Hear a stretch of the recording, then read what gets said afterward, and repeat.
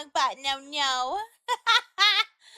Hello, everybody. Give me a second to fix this. Hi. Hello. Meow, meow, meow, meow, meow, meow, meow, meow, meow, meow. Quit that. We don't want that. Okay. Wow. Alex, there's only been one stream of this so far. So you shouldn't have too much trouble. Wah. Hello. Wow, some of these translations Google decides to give you are really bad. I just scheduled it crazy. Meow. Let's see. Hello to please. Vey, cloth, kitten, bacon, guy, cryo, Alex. Hello. We are not sick anymore. Indeed. Hello, Surgeon Dictus. Hello. Excited to watch me play this game. It's been really good. I'm definitely gonna be obsessive over it. I do have a little piece of news for everybody. So the first week of July, we're gonna go on vacation. We're gonna be gone for a hot minute too. Don't expect us from the 1st to like the 12th, maybe. I think we'll probably be back for the 12th, but it's gonna be we're going out of the state. We're going to visit some family. We'll see how things are. Blaze is saying he might be live. Okay. Yes, vacation. Yes. My stepmom's bringing us down to visit her, and considering she's offered to pay for everything, I'm not turning down a vacation. Num num num num num num num num num. Blah. Okay. So we're playing Adopt You.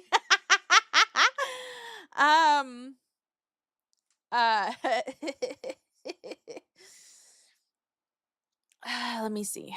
Right, game. Woo! Right over the head. Play. Excites. Game. Yeah. So, I was corrected. It is apparently Spanish, not Italian. I don't know. Maybe it's like Portuguese Spanish, maybe. I don't know. Or whatever, a different dialect. I don't know. Another day. That's what we're at now. Whoa. He'd gone through the daily routine for a while now. Get up early, go to work, eat, go back to work, get home, eat again, sleep. That sounds like a day. His salary wasn't much, but not too low either. Let me fix this a little bit. Oop. Yeah.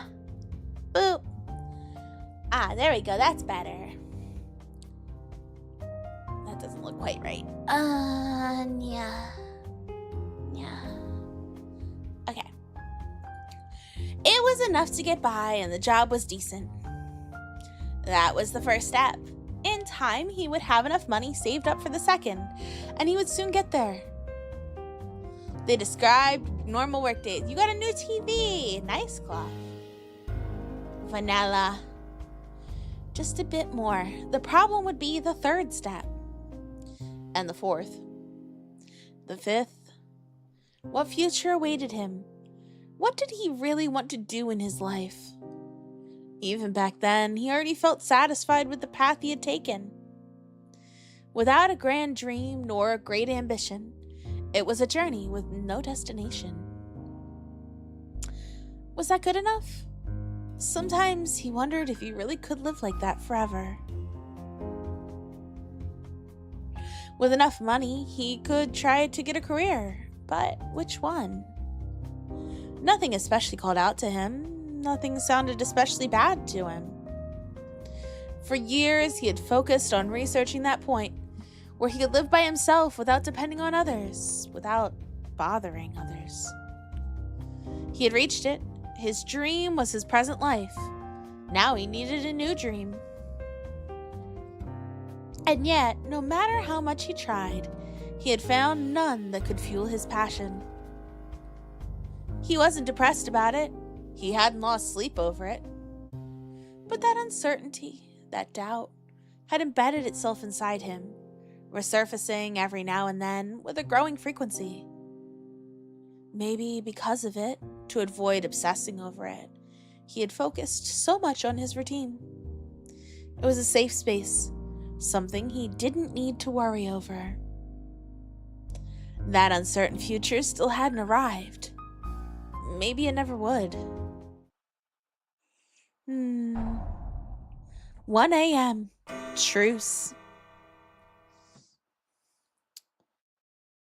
Looks like we're having some frame dropping. Are you guys having problems seeing me on chat? Hold on.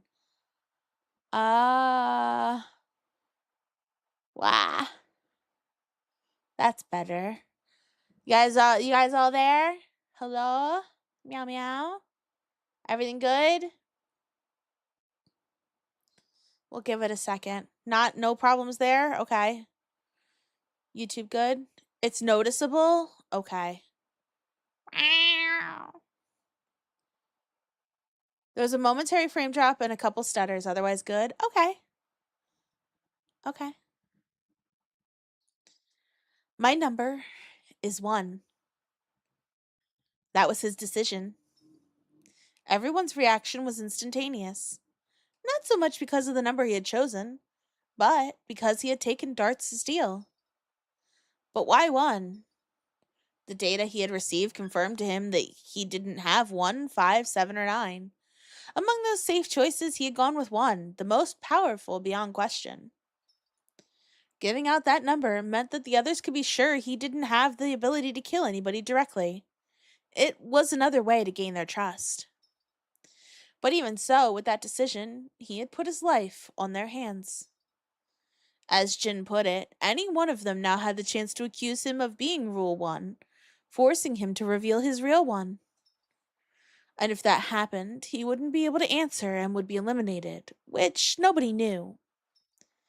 Even so, his words seemed to have convinced them, for now at least, to search for an alternative that required no deaths.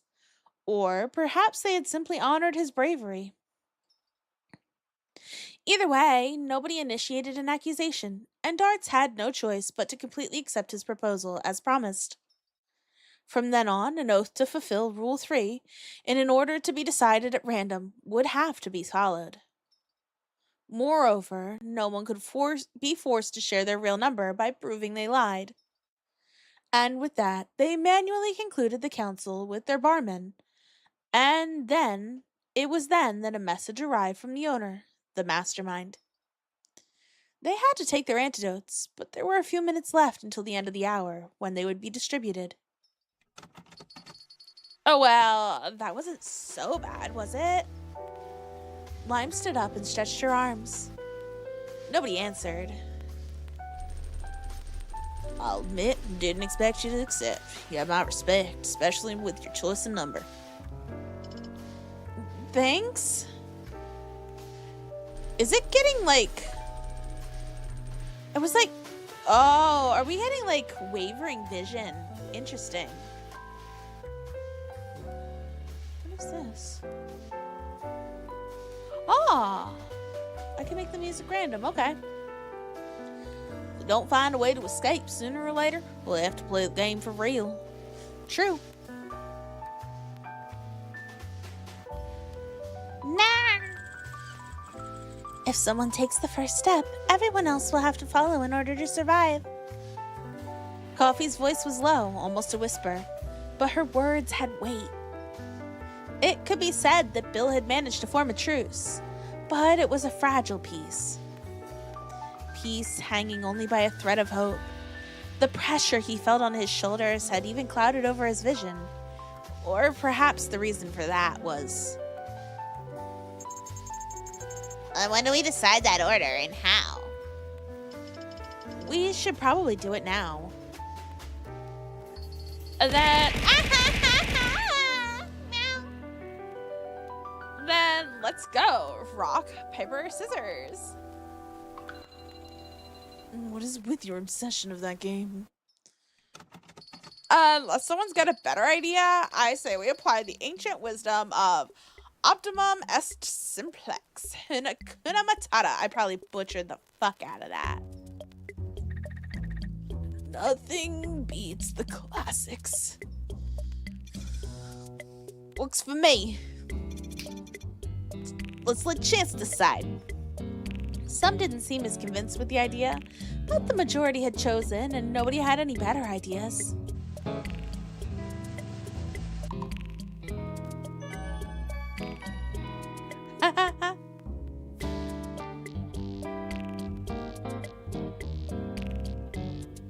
Minutes later, the order had been decided. Bill, as the bystander, wrote it down in the notes section of his barman. So the results in order are: Council 2, cigar. Council 3, cocktail. Council 4, poker. Cheese. Council 5, vodka. 6, coffee. 7, lime. Council 8, darts. 9, piano. And 10, gin. How can I be this unlucky? You're really bad at rock, paper. Ah! Rock, paper, scissors, huh? Can't be bad at a completely luck-based game. As for me, can't say I'm lucky after I ended up in this place. Ah! My hair is in the... You know what? My hair is in the way. We need to get out of here ASAP. The less far we get down this list, the better. But if it's your turn, you do it. Ah! Easy for you to say when you're near the end, kid. Not a kid. No fighting now. Alright, so now what? Oh, we should go take our antidotes. The drink should be on the counter. Yes, please. I need something strong. Oh, like a shot of bleach? I once read a novel with a murder where the killer used detergent to do it. Oh, don't give me that look. It was a joke. Wasn't talking about killing you. Man, people have lost their sense of humor. A weird novel, I know. Sequel was better. Everyone else began to rise from the table, heading to the counter. For the time being, they would leave the place just as it was for use in future councils. A small, empty cry came from Bill. From behind Bill, he immediately turned around and saw vodka lying on the floor. Are you okay? Everyone still around ran to him. Still breathing, so I'd say I am. This body isn't what it used to be. Well, never was one for sports. Who am I kidding? Did you trip over something? There's nothing to trip on, though. The Phantom Banana Peel is back with a vengeance. No, my body simply went poof, and here I am now. Just my age, nothing to get surprised over. This stuff happens sometimes. Even so, something was off. Bill put his hand to Vodka's forehead. As he had feared, it was hot. A fever? Or maybe... Are you sure that's all it is? Truth be told, I'm sorry to say that I'm not a doctor. A shocker, I know. Although my head is the one that's really in shock right now. Everything's hazy. It has to be the poison. That would be a better explanation for his dizziness and clouded vision. Though he still felt that the anxiety brought by the council didn't help either. Oh, now that you mention it, that could be it, yes. Then it's true, we really are poisoned. I feel slightly off as well, but that's about it. It would make sense for someone of his age to be weaker to poison, however. We must hurry. Hey, yo, Bellin, help me carry him. Putting their strengths together by each grabbing his shoulder, they raised him up.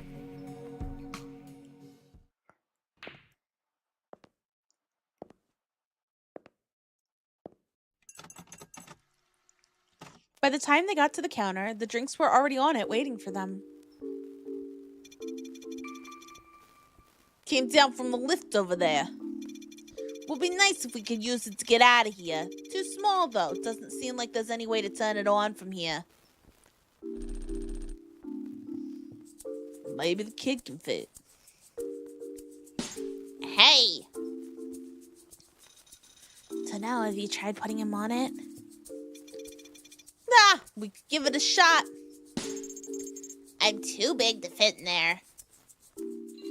And then aside, he could get hurt. Don't pressure him.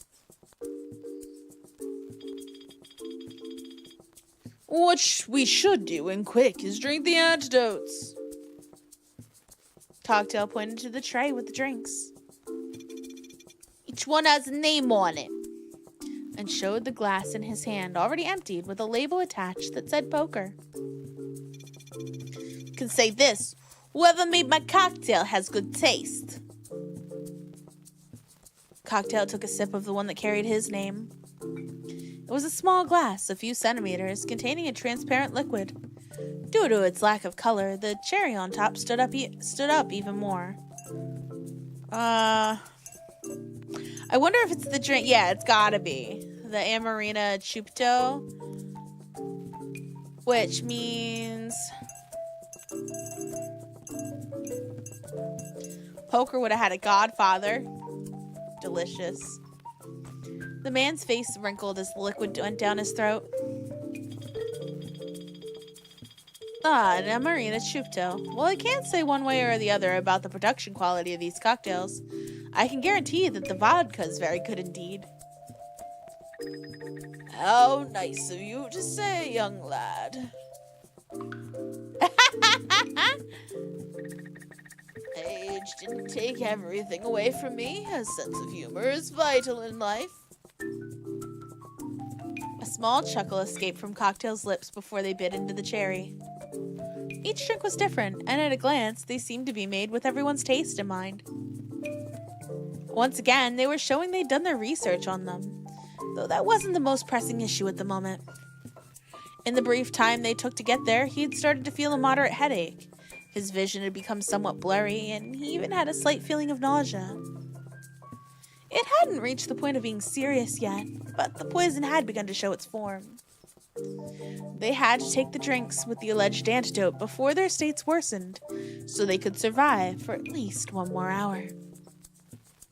Bill and Lime managed to sit down vodka on one of the stools and gave him his drink, which appeared to be some sort of, yes, vodka. Getting drunk in that situation didn't seem like a great idea, but he had no other choice. Bill took his glass. He didn't know much about the subject, so he had no idea what cocktail he was about to drink. But his life was more important, so he downed it all in a single go. Well, I'll tell you what it is, Bill. It's a Midori Sour. Yummy. Vodka has a vodka stinger. And lime has a lime gin fizz. Yummy. It had a citric taste. Lemon. Not bad. He slowly began to feel the slight headache diminish until it was gone. Everything went back to normal in a few minutes. He even felt pretty good, though maybe due to the drink itself. Everyone looked to be the same, but he decided to ask anyways. Did you notice the effects of the poison? And I felt nauseous on the way here, and then I had some chills. Maybe it was just me being nervous, but I noticed something like that too. Almost threw up. There's no question about it. If we don't find another way, our only option's to play the game. they had come across several hurdles during the council, but by drinking the antidotes, they had officially made it past the first hour. All numbers were still alive. That included the problematic ones like 3 and 4. For the game to end and recover their freedom, only 3 of them or less had to remain alive. So said the core rules of the game. One by one, the rules had to fall. Billiards still couldn't accept it. It wasn't blind optimism. He wasn't expecting any magical solution to appear in front of them. He wasn't even expecting a rescue team to arrive. What could be considered the ideal outcome? In essence, he wouldn't give up until every possibility was explored. Whatever was the most realistic option, or whatever their odds were, didn't matter to him. It didn't matter that they were strangers or even what he thought of them. He'd managed to bring them to his side for now, or so it seemed. It was far from a victory. In fact, he could still feel the ground crumbling not too far behind him. The worst-case scenario was coming. He had no way of knowing how long the truce would last. He had to hurry. All rules had been placed on the board. The game asked for them to be brought down. But to Bill, the real endgame was to overturn the board itself. A distant goal, perhaps an impossible one. One beyond optimism, beyond the game. But he would stretch his arm until he reached it.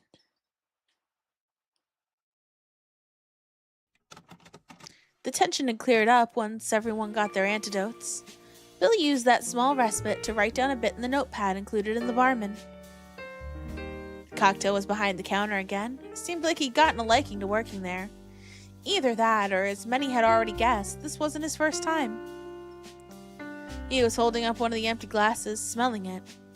Bill could read piano in its label. "What are you doing?" as I thought, just wanted to make sure. "About what?" "Piano's cocktail. I wondered if it was alcoholic." "As expected, no, I can't smell any alcohol in it. It does have pineapple, though, that's for sure." What did he get? Piano has a pineapple passion. Yummy. On that note, judging by the mild taste of my amarena, I'd wager that our antidotes have a low alcohol rate. It would be the logical choice from the owner's perspective, given that we have to take them every hour. I doubt they'd want us to play their game while intoxicated. Right. They really put some thought into this, huh? Certainly. If you wish to hear my opinion, the attention to detail that's been put into this game is appalling. Right, especially when you add the data we've received. How much do they know about us? It doesn't end there. I'd go so far as to say that our drinks have been carefully chosen for each of us. Piano's non-alcoholic cocktail, my vodka shot, or Lime's lime drink. What's with lime and lime?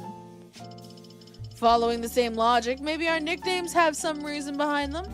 Though I can't think of any relation between me and billiards. Oh, that's me. Whoops. About your drink, the Midori Sour. Had you tried it before? Not sure, to be honest. You aren't sure? I don't remember. I've tried a bunch of drinks, but I'm not an expert. I can imagine, yes. The Midori Sour has a very characteristic trait, hard to forget. Really? What's that? It has a very striking green color. Very easy to recognize. Now that you mention it, maybe I did try it at some point. Feels like I had a similar conversation once. I see. You might do well in trying to remember. After all, there must be a reason why our host chose that drink for you. True. Maybe. Yeah. Once they were done with their drinks, the side effects of the poison quickly died down. Any possible doubts left about the authenticity of the poison appeared to have vanished. They had felt it. Of course, he hadn't checked if it would really result in their deaths if they didn't drink the antidote, but taking such a risk was unnecessary. Neither could they know for certain if winning the game would grant them a permanent antidote, but they had no choice but to believe it. They all have code names. And so, with a real danger practically confirmed, the conversation sprouted. Well, we got over the first hurdle. His intention was to encourage everyone to reduce tensions. If we keep working together, we could easily keep ourselves alive.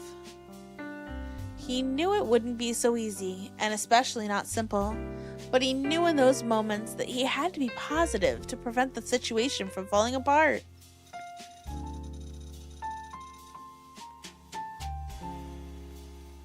Which one's Jin? Totally, until the time when we all die together arrives. Lovely ending, no? He turned his head and looked at Jin, seated off on one of the nearby tables. His little bet quickly fell apart with the true obstacle to their survival was mentioned, Rule 4. He hadn't forgotten it, but he wanted to keep the peace going for as long as possible. There's still a lot of time for that. Until then, we have to find a way out. Yeah, I know. I'll try to be more positive. We could get rid of that rule so we have all the time in the world. Because then a time limit would be how much we can endure without food. And sleep. We'd have to keep an eye open just in case. You're asking too much, Ace of Clubs. I become a sloth bear when sleeping. Or a non-sloth bear hibernating. Pick whatever bear metaphor you prefer. Rule 4 is our biggest threat. And naturally, its owner won't confess. We need other methods. Jin came back to the counter, interested in joining the discussion, which had quickly ended up on that unavoidable subject. 9 hours left. If the player in possession of that rule was still alive on the 10th, their lives were over. Were 9 hours enough time for a miracle? What was the likelihood of a rescue? They didn't even know the date, nor how long it had been since their capture. The police would start searching sooner or later, but it could be too late by the time they were found. In fact, they also couldn't be sure they were in the same city or even country. If they were taken far, finding them would take days, weeks, maybe even months. That's why he'd chosen to avoid bringing that option up, focused instead on the possibility of escaping. Rule 4 isn't the only threat, nor the biggest. Again, the young woman's voice broke into the conversation.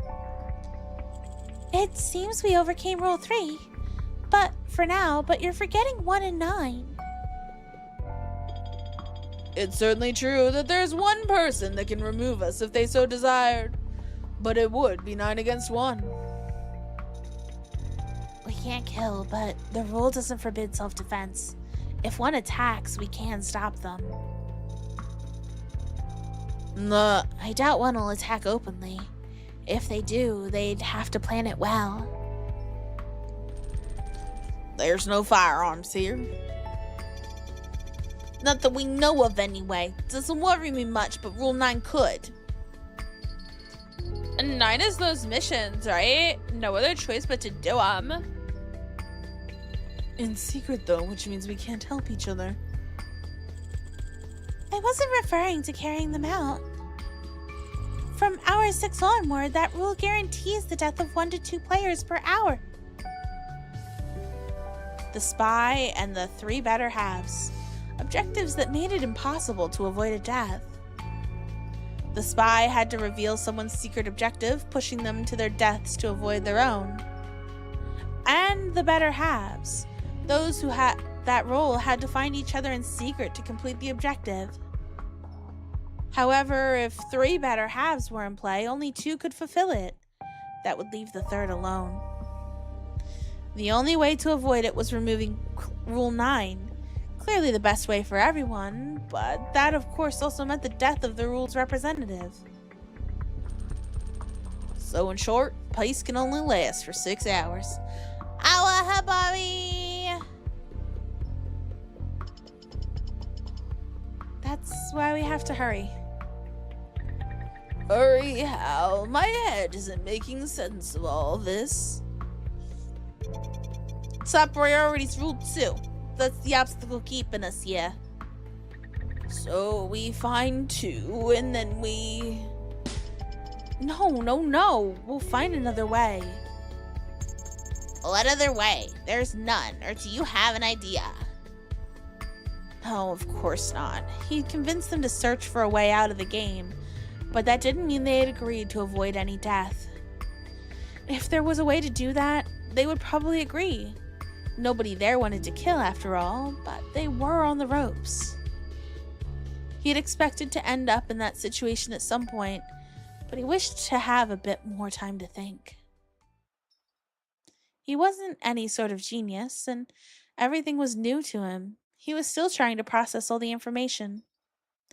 He found it impossible to get a convincing solution so soon, assuming it even existed. Everyone's gazes focused on him, pressured him with no need for words. It made him wonder if he was alone on that search for an end, where nobody had to kill or be killed. Had everyone given up except for him? He was alone. The rest, some more than others, had mostly accepted it was impossible. The realistic outlook, the most logical and reasonable, the least human. Kill 2, escape the bar. After that, search for the antidotes in the exit. If they didn't find them, they'd kill 9 to extend their lives. Naturally, 4 would go as well, to truly extend their time. At that point, any death would be justified, one after another, until finally only the winners of the game remained. That was the scenario that tormented Bill. If they killed 2 to advance, any other obstacle they found on their path would be resolved in the same manner. The first death was the hardest, but after crossing that line that no human should, all subsequent times were much easier. When the end justifies the means once, it will do so twice, thrice, and so on. Perhaps the only alternative was the one he'd already considered. Go outside alone, jump into the unknown blindly.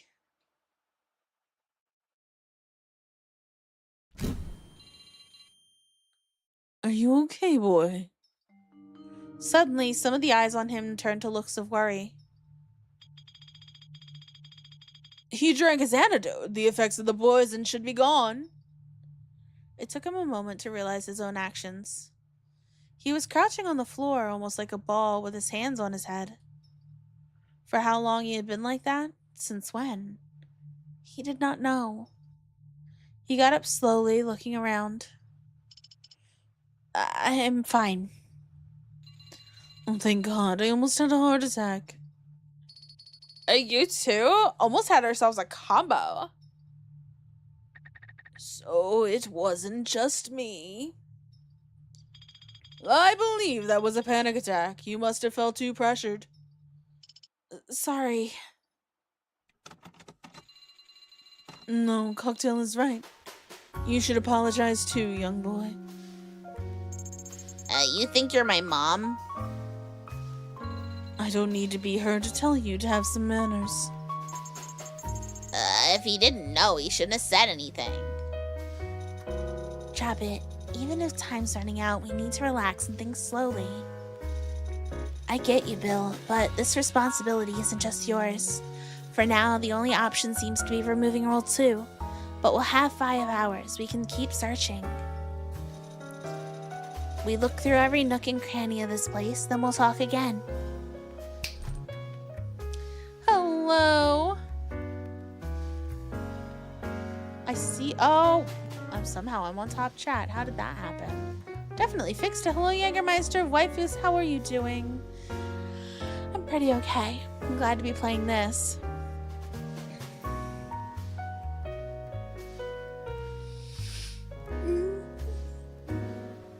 Meow!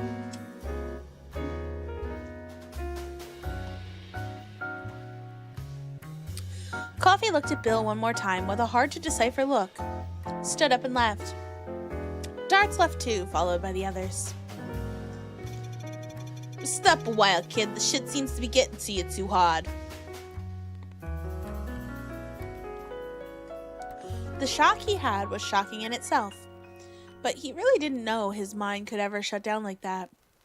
His body kept trembling from it, making sure he didn't forget it. And even more surprising than that, what he really couldn't stop thinking about, what he still couldn't understand was, why did he seem to be the only one seriously affected by it all? I wonder if everybody's looping and for him this is just the first time. Bill had been left alone at the counter with cocktail and vodka. He didn't have the will to move after that defeat. He needed to calm down first. Noticing his mood, Cocktail spoke. You need a chat. I have experience cheering up people that need it, even if I'm not a psychiatrist. I'm still thinking it over. I agree that we should search outside the bar, but sacrificing someone to do it is too much.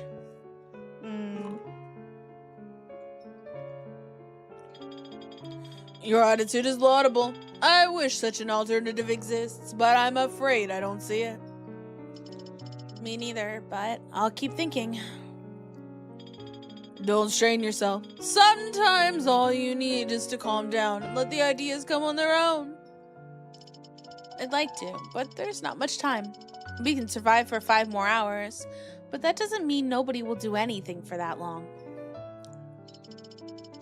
Some already seem to have decided to finish 2 off. That's possible, but we still don't know who that is. And though they may have acknowledged that's the only possibility of escaping, it doesn't mean they have the resolve to carry it out.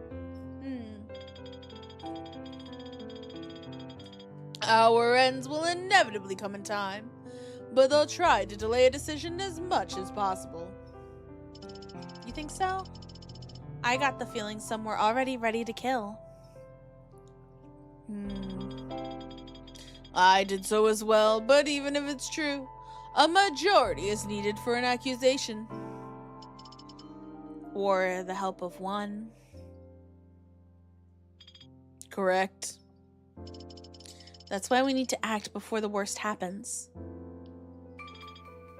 Two's death. No, the start of the game. If 2 feels threatened, they'll try to win the game. I can't deny that.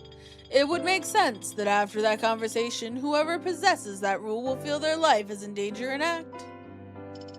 And running away would only save them from 1. If we find out somebody went out, we'll all know it's 2.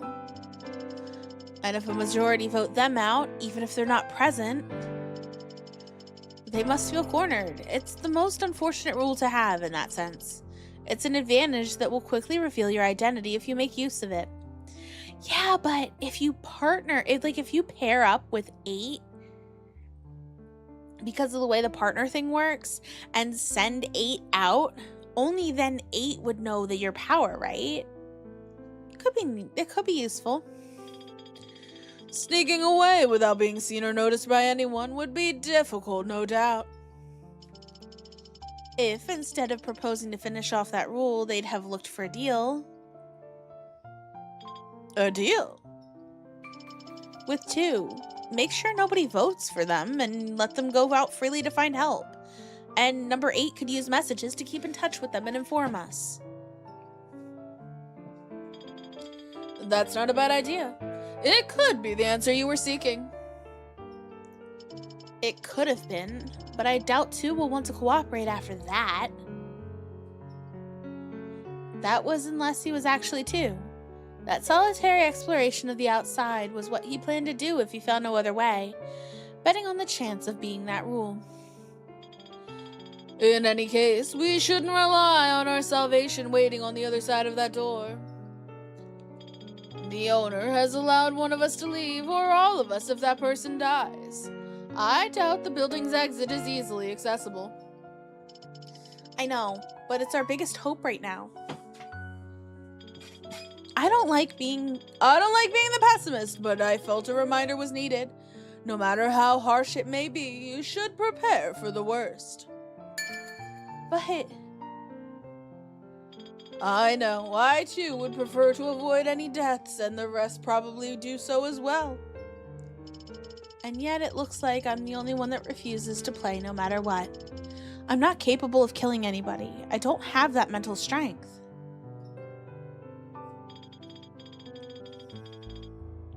I dare to say that you may be the sole player with that strength. Huh? Not the strength to kill, but the strength to put your morals above your life. Those who decide to win the game to survive at the cost of the rest won't be cold-blooded killers, but instead victims. I don't think I can see a killer as a victim. Even if it's to survive, killing makes you a murderer. I'm not saying otherwise. That's why I said cold-blooded. It could be said that someone like that is both victim and killer in equal amounts. But that's quite a complex moral topic. Maybe it can't be seen objectively. We're the victims of a kidnapping, and whoever put us here is the big culprit. But still, obeying their rules and killing, it's a crime. I can't see it any other way. If we want to stay human, we can't rob other people's lives no matter what. Law would agree with you, but I see it differently. We are all in the same boat. We shouldn't see each other as enemies. If by the end we survive at the cost of others, we must cry at their deaths and celebrate their lives. And if we die at the hands of another, we must accept it in peace. A very commendable way of looking at it, but I doubt most see it that way. Humans are selfish. Empathy has its limits. Even someone like me, ready to accept death, would curse the one who kills me. That's only fair. Are you really ready, if so? Yes, but also no. At this point in life, I've simply stopped caring about being consistent. I'll answer one way at one time and later another. Whatever happens, happens. In other words, screw it. God can take my middle finger, and all the others too might as well. Well, I appreciate the lightheartedness, but you think you should calm down slightly. You don't seem very bothered by all of this either. I'm only trying to be at peace. Like I said, I don't plan to act, but only observe and protect myself. That's two of us then. How about you, boy? You talk much about avoiding deaths. However, would you throw your own life to save another? Bill finally raised his head. Of course, saving everyone meant him as well. It was the ambition of a hero, even though he didn't see himself as one. So if he had to choose between his life or someone else's, nobody, including myself, will die. I see. How youthfully optimistic. His answer was not to answer. In a way, it had started to feel like a challenge. Prove them wrong, that they could reach that ideal ending. By looking at it that way, his motivation grew. There's a way to survive without playing this game. Maybe right now it doesn't seem possible, but in time it will appear. Vodka, until that moment carefree, stared him in the eyes. Those eyes. Are you implying it's not optimism, but a certainty? Yes. It came out without a thought. It wasn't really optimism or certainty, just stubbornness. But against the sudden pressure, he had lied. Maybe I got you wrong, young lad. What you have is madness. Huh? I want to agree, but my senses tell me it's not happening. It's impossible. A few could survive, but most of us are done. Sentenced. Life doesn't have an easy road, only a catalog ranging from hard to hellish, all uphill. Every day's the same. Wake up with a cup of cynicism for breakfast, go back to sleep after a handful of disappointments for dinner. This game is no different. There's no happy ending to be found. Though, if you manage to change my mind, you'll win the respect of this old geezer. Not like that has much value, though. And just like that, as suddenly as it had appeared, all the seriousness went away, and he gave Bill a few pats on the back. He felt bad for lying, but didn't say anything. So he decided to do all he could to turn that little lie into the truth. He would find that certainty and break off that cynicism. Let's hope. Leaving that aside, does anyone want another drink? Well, can't say no as long as it's free. Considering the situation we're in, it wouldn't be in bad taste if it wasn't. Exactly.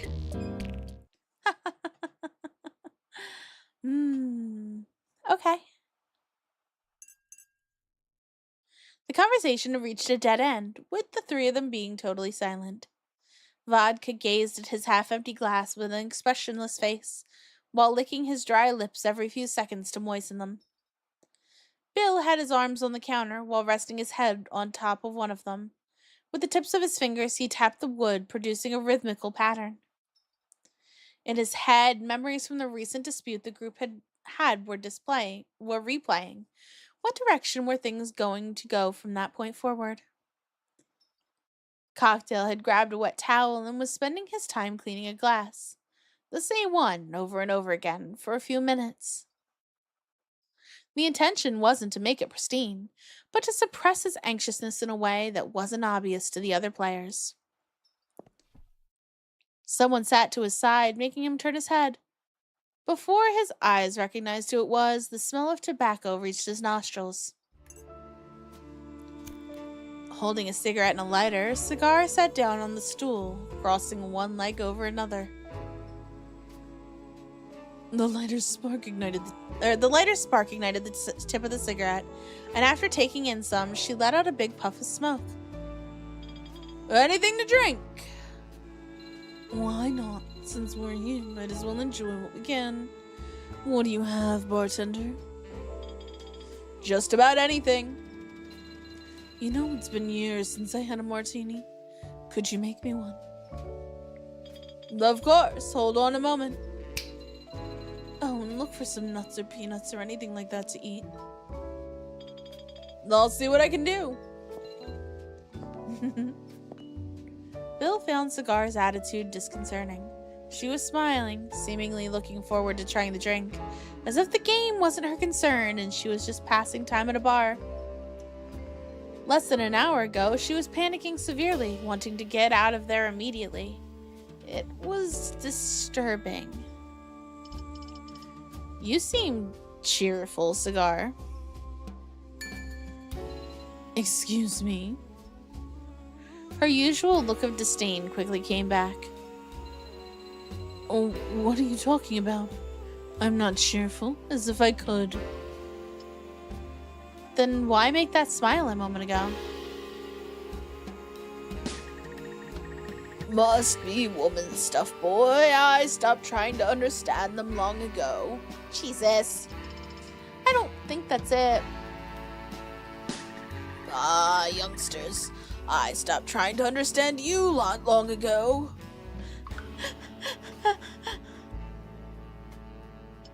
So then, Cigar, what was going through your head? Why'd you look so upbeat? Meow. Sorry, stretchy. Well, it's a pretty embarrassing thing to admit. It had been a while since... Since what? Since I last had a drink, in a bar. It brought me back, sitting at the counter, smoke in hand, asking the barman for a drink. I missed it a bit. Kind of wanted to relive it again. Shame it had to be under these circumstances. As cocktail came with cigars, drink, and a small glass bowl with an assortment of appetizers, another player arrived. Piano sat next to Cigar and looked at the four of them. It seemed like he wanted to say something, but ended up remaining silent while waggling his feet, which didn't reach the floor. Hey, Piano. What? The kid's blunt response caught Bill by surprise. It took him a second to put himself back together. And I just wanted to include him in the conversation. Don't you want anything? I guess, why not? Piano leaned forward to check what the others were having and saw vodka in Cigar's cups. The martini seemed too elegant. What a grandiose person would drink. On the other hand, it fit Cigar like a glove, gave off the impression of a sophisticated woman, or at least a woman that acted like one. Vodka was much more alluring to him, so he asked, What's he having? "Vodka!" Vodka seemed to get out of his haze at that moment. Were you calling me? No. Piano was asking what drink you were having. Oh, I see. It's vodka, son. Yeah, he already told me. Then I also want one. You can't have one of those. Are you sure? Isn't it, really strong? Very much so, especially for someone his age. Oh, come on, dude. Give me one. Why do you care? I think I could, if anything, serve you a sip at most. That still seems like too much.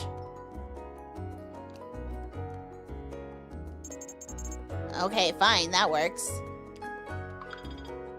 Understood. Are you idiots? Is this for real? Huh? Excuse me? Are you really going to give vodka of all things to a kid? Who says you can decide what I do? Common sense, boy. Last thing we need right now is an alcoholic poisoned child. Right, that could be really bad for you, Piano. I'm old enough to decide for myself. Old enough? Yeah, right. Don't give him anything, Cocktail. Gimme! Then what should I do? Do I do it or... Don't you dare. Yes, goddammit! What should I do? Serve or not serve? Still holding onto the small glass cup filled with the transparent substance in his trembling hand, Cocktail looked both ways to Cigar and Piano, while they gave him contradictory comments. A drop of sweat ran down his forehead. Ah! Whoops, excuse me. The urge to put an end to the dispute burst out. With no warning, Bill snatched the glass from Cocktail's hand and drank it in a single gulp. Tears peeped out of his eyes while the fluid burned his throat, unaccustomed to such a strong liquor. Ah, shit. The woman took one last smoke, puffing it in a way that felt like a sigh. She put the finished cigarette in the glass and looked at the other 4 players sitting there, in what seemed like a look of doubt. Cocktail's eyes fixed on the woman as he frowned. Really, were you seriously going to do it? I'm truly sorry. I have a hard time refusing an order from a customer. Even that bartender had a weakness, one that was a serious issue. Cocktail put her glass aside, then stared for a moment at the cigarette inside, resting on the half-melted ice cubes with her nail mark on one of its sides. Then, still haunted by his mistake, emptied the remains of the cup and stared at the clean cup up while whispering something that nobody could hear. I guess I couldn't help to feel sorry for him. If this ends up being his last chance to try a drink. Oh, that's not her saying that, it's him. If this ends up being his last chance to try a drink, I didn't want to take it away from him. That makes sense, honestly. It took him a bit to recover, but several minutes later, with renewed energy, Bill got off the counter and moved to the center of the bar. His head was still full of doubts, but he couldn't afford to stay still for much longer. The most important problem, how to escape, didn't seem solvable for the time being, so setting it aside, there were other issues to take care of. And one of them, the simplest of all, was... With every new hour, there were 2 things he had to check in his barman. Rules 7 and 9, unlocking new data and checking what his objective was. He began with the data. While he didn't want to unravel the numbers of others, it was useful for his own. Not only was it important to know what rule he could disobey, but also necessary to survive Rule 3 if the lie was proven. He opened up the data menu and tapped the second one. As he had started with the first one, he decided to continue in order. I gotta actually click it. Traveled abroad. The data that appeared on screen changed everything. It was a bit embarrassing for him to admit, but he had barely traveled. The few times he had, it was never too far, and definitely not abroad. Okay, so that means that we're not numbers 1, 3, 4, 5, 7, 9, or 10, which means we could be numbers 2, 6, or 8. Is that it? 1, 3, 4, 5, 7, 9, 10. Yeah. 2, 6, or 8. Interesting.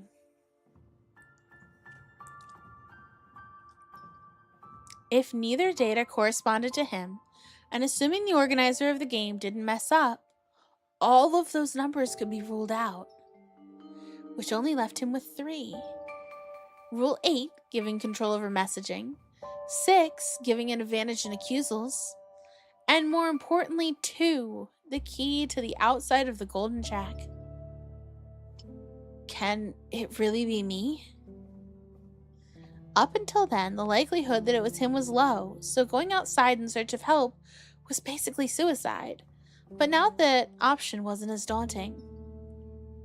It was still dangerous. Actually, even if it was his rule, as Cocktail had put it, it was risky for number 2 to go out. It had to not be seen, and his absence would go unnoticed. Wait, what if that's the point?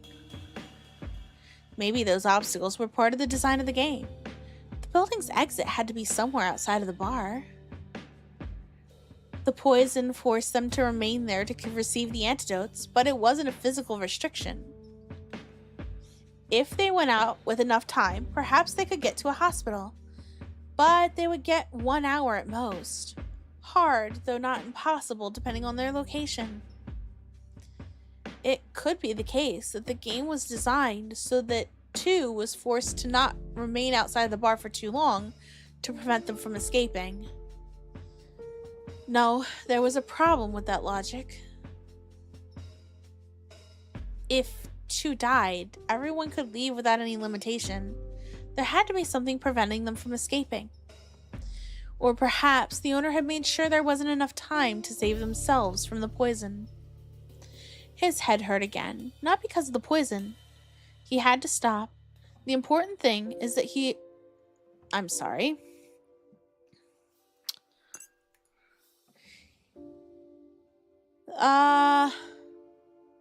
He had reduced his number to 3 candidates.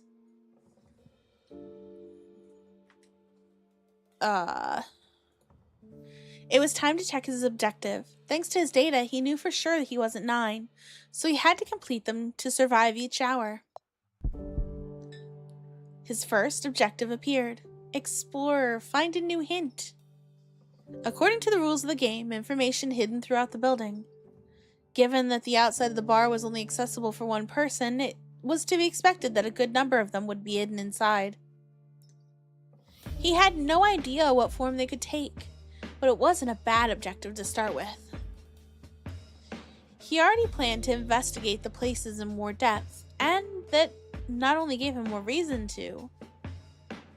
That said, it was important to not find more than one hint. He didn't know how many there were, and there didn't seem to be any way to know. But if they ran out, that objective would become a death sentence. Bill put away his barman. It was time to move. Looking around, there were several places that could contain hints. Poker, darts, and gin were around the pool table. Were they going to play because of the circumstances? They seemed to be the 3 agitators of the group.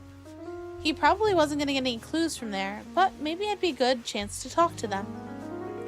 In addition, while he was checking his barman, Piano had gotten up from the counter and gone to the bookshelf area, same as the previous hour. It wouldn't be a bad idea to talk to the others he found either, but where to begin? Ooh, we're going to begin with a stretch!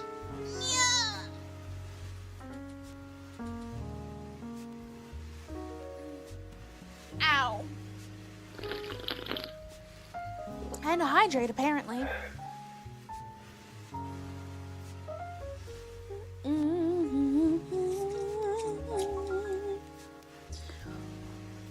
Are you blind?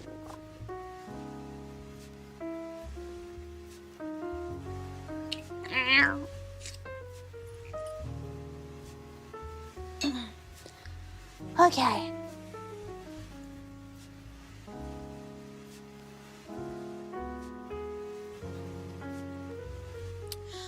Okay. My glasses are clean, don't worry.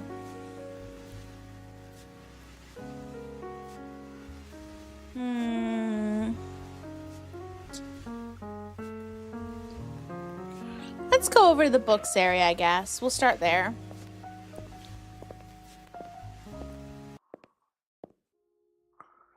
Going over his options, he remembered the bookshelves near the piano. That sounded like a good place to hide a hint. Oh no! You can't do this to me! You can't, no! Change the music! No! Change the music! We're not listening to that. How do I play the next song?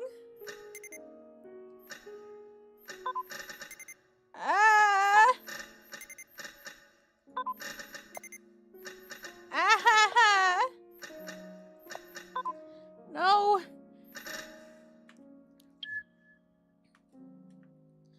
Music, change the music, change the music. No. Why you do this to me? Is there a thing to change the music?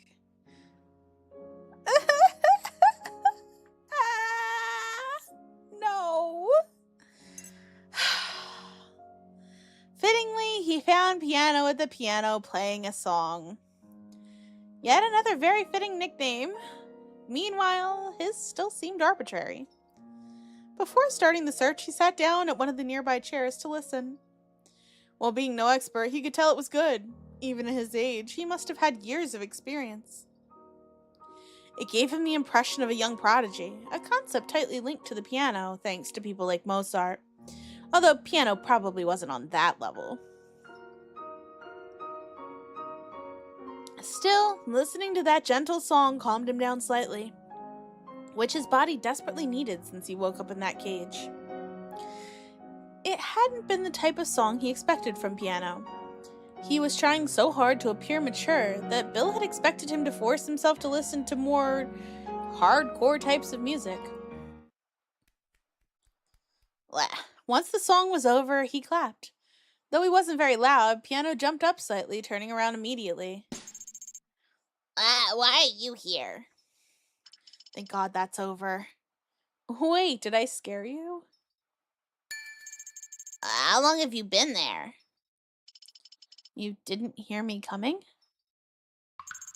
I was too focused. Answer. I didn't hear the start of the song, but I've been here a few minutes, I guess. I didn't want to interrupt.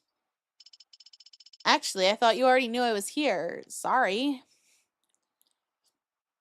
He also hadn't expected him to get angry for that. Piano turned his head toward the piano, but with a sideways glance at Bill. You better be sorry. Didn't scare me, but... Judging by his reaction, Bill was quite sure he had, but he didn't say anything to maintain peace. You only came to see? Actually, I was just taking a walk. He decided to keep quiet about checking the bookshelves. Their objectives had to be kept secret, and saying anything about searching could make it obvious. Actually, the rules forbid them from revealing someone else's objective to kill unless you were number one. He believed that nobody would do it, but as much as he wanted to trust them, he couldn't help but be slightly wary and act with precaution. But you play pretty well, so I took a seat in the audience. Pretty well. How much exactly? Not sure. I'm not that into classical music. Lame. He sounded offended. It's not that I don't like it. It's not something I listen to often. So what do you listen to then?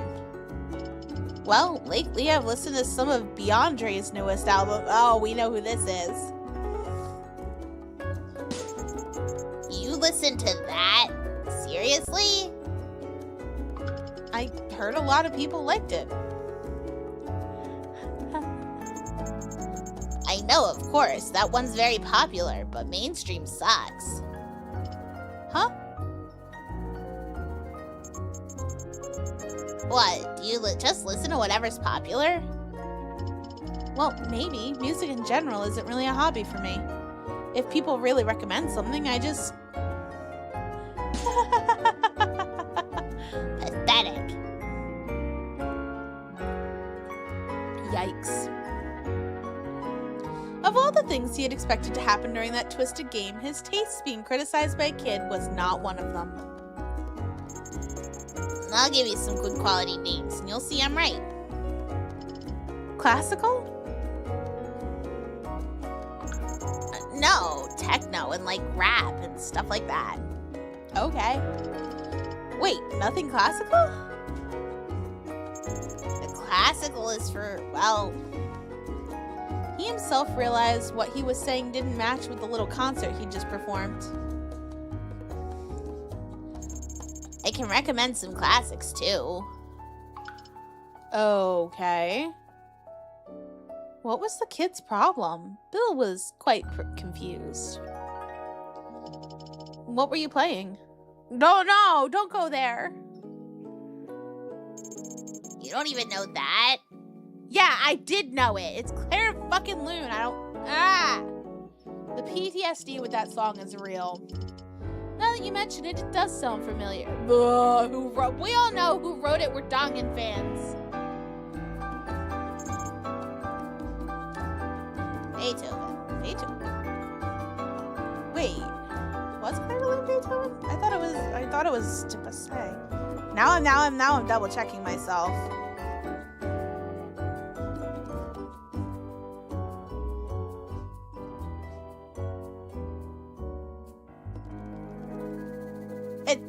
Not Beethoven. Okay. Interesting that that's wrong.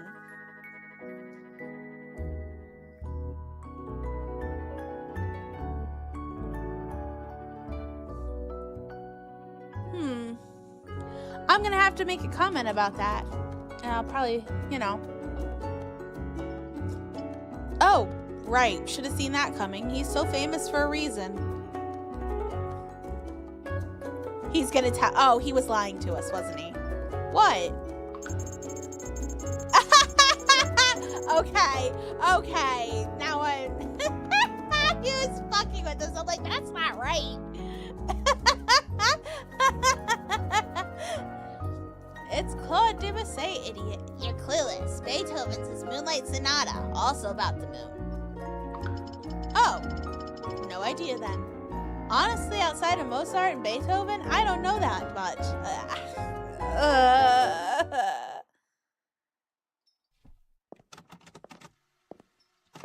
Piano didn't seem to want to talk anymore, considering that he had just turned around. Accepting that, Bill left him alone and moved to the bookshelf. Cigar and Piano had already checked them before, but they probably didn't go book by book. As I said, they were academic books about science, philosophy, and artistic subjects. No fiction. It looked a little out of place in a bar. Not the subjects, but the mere presence of any sort of book. Meow! It made it look like a library. It didn't sound like a bad idea for those who wanted to read, sitting down on one of the sofas with a drink. But it probably wasn't the usage that most people would give a bar. It wasn't a disco, but it was still a social space where reading alone didn't fit. Does this mean anything? Could it be a clue to the identity of its owner, or merely a distraction? Or perhaps if the owner wasn't the founder of the bar, it had no meaning. Or it could also be there as a place to hide clues, and that's what he wanted to check. Okay, so where to start?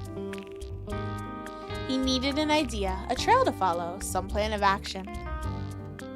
And that plan was... They're all the same thing! Search randomly until finding something. 1, 2, 3. Let's go with the second one.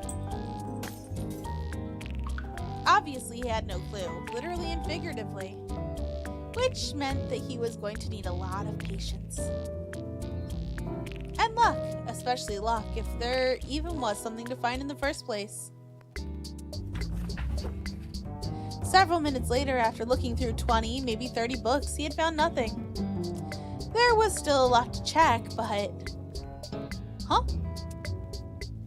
The moment he was about to leave, one called his attention. It was a tourist guide with a mountain on its cover and the headline, "Visit the gorgeous snowy peaks of Mount Akakura and relax within its luxurious cabins."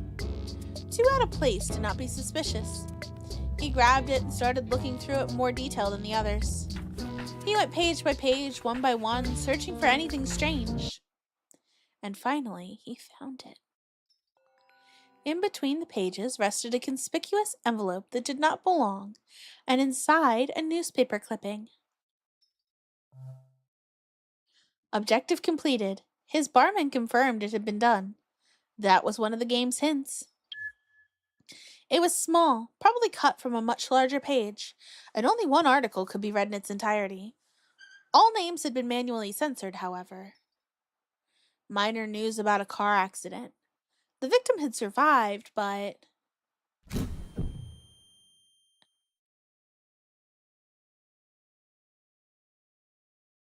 He took a deep breath and continued reading.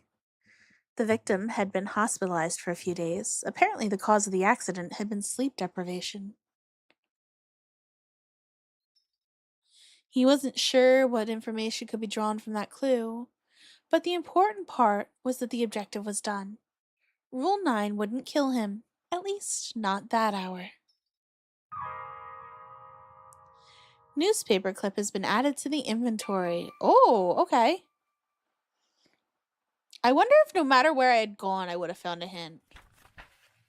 I want to look at it myself. We can check them at almost any time. Find a hint that... Oh, okay.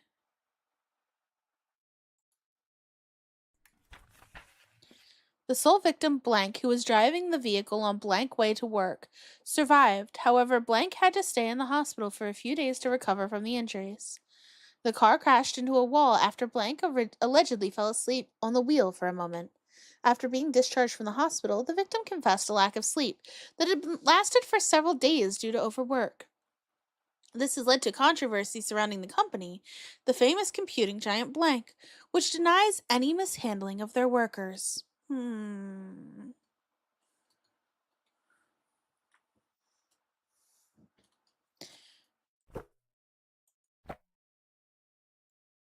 After calming down, he put it back into the envelope and inside one of his pockets.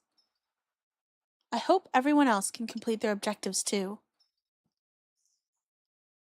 Not much to do there. Even if he did his best to avoid deaths, if someone aside from 9 failed their objective, he couldn't solve them. He couldn't save them.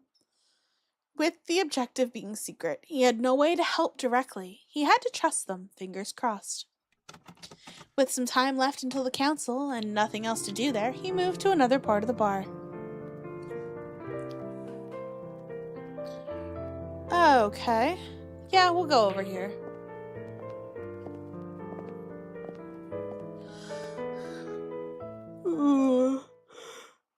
Sorry, guys. With some curiosity, Bill approached the group around the billiard table. It seemed like they were going to play.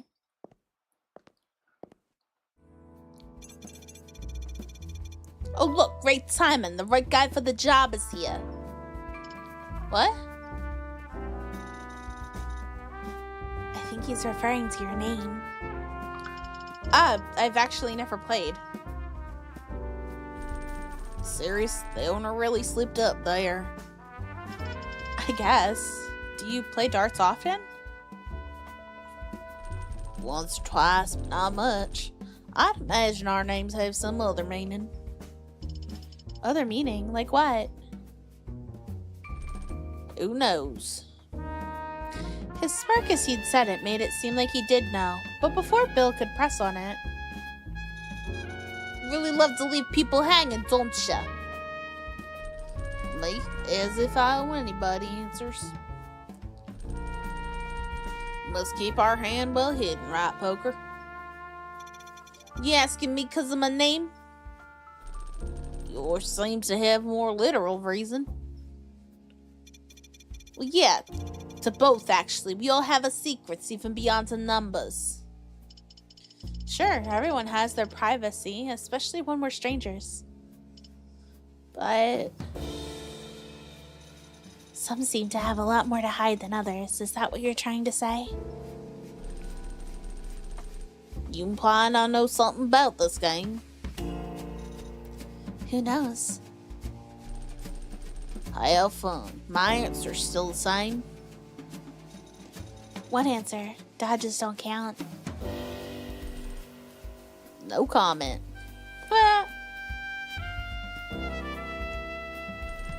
If I knew anything that would benefit everyone, I wouldn't hide it if that's what's bothering you. But I will say one thing. Really doubt everyone in here is as naive as the situation as they appear to be. With you there, whole thing stinks. You mean the reason we've been kidnapped? You think it wasn't random? It's another very interesting subject.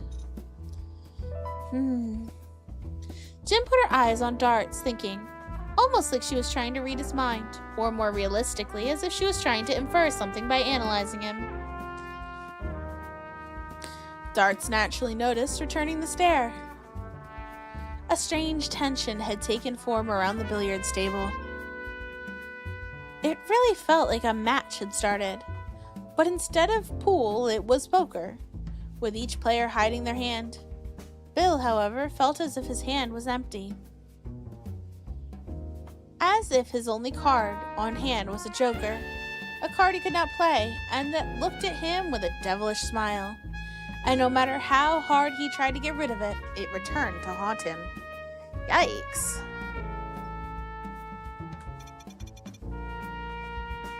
Do we want to play or not? Are you really going to play? Now?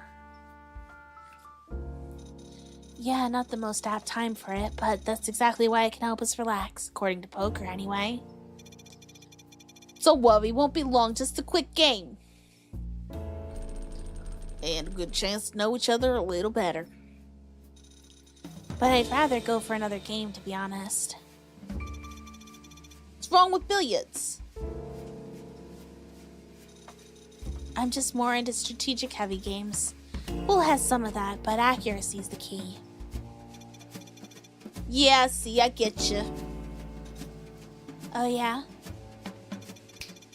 Of course, nothing like a good mental duel, one against one. The physicality of billiards is a fun challenge. Having to predict the trajectory of the ball, the strength, the angle. But the real fun is playing against the odds. Nothing tops the human variable to heat things up, that's for sure. Right, of course, poker would be among all players the one who gets it. I'm sorry, that was Jim. Happy to find another game fanatic here, ready to try our luck. Oh, you really think I'm a fan of leaving things up to chance? That's the only option you got if you're playing against me, girl. Yeah, right, we'll see about that. I can bring a card deck right now and show you. From where? A deck, fuck that. If we duel, I want a game that has no luck involved whatsoever. Hello, Wing It! Welcome in. How's it going? It's alright. Ow.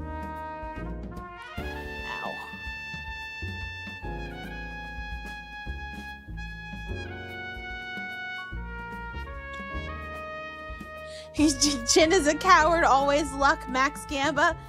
Gamba maxing!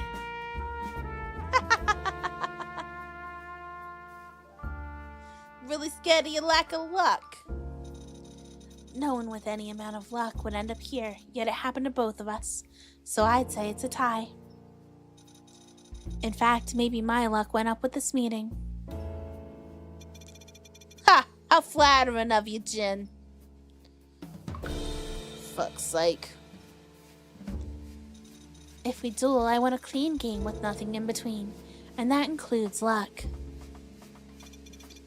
Pity, but oh well, if you really don't want to take any risks, that's how it is. Besides, how are you tonight, Winged? The real risk is playing against me. Poker couldn't help but laugh. Both were smiling happily, toasting with their drinks. Chess match then. Think a soul aboard around here.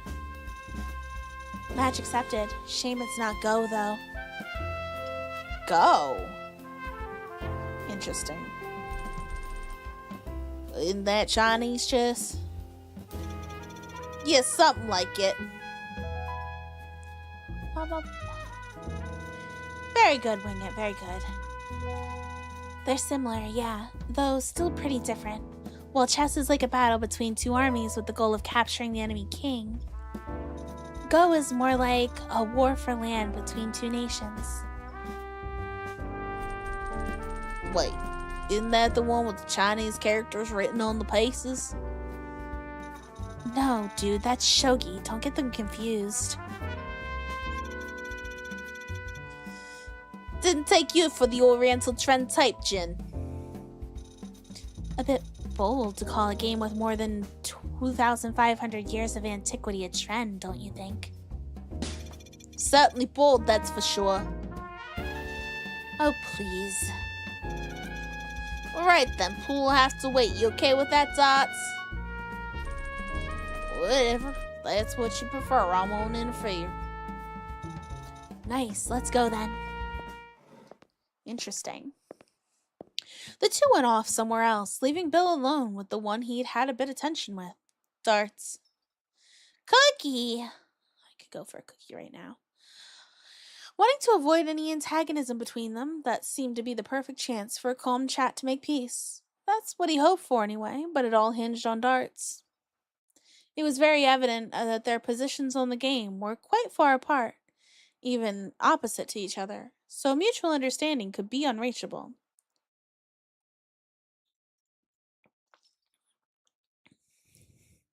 He had to find what Dart's goal was. If he was really going to play the game or if it was all a bluff.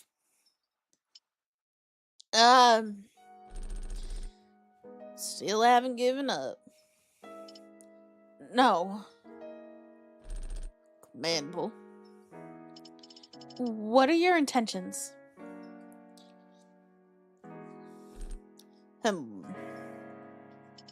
I don't understand what you're doing. Do you plan to kill?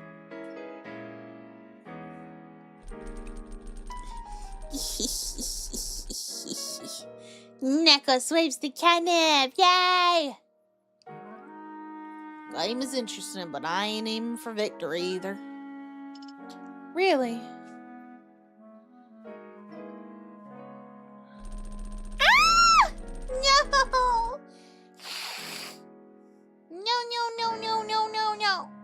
No.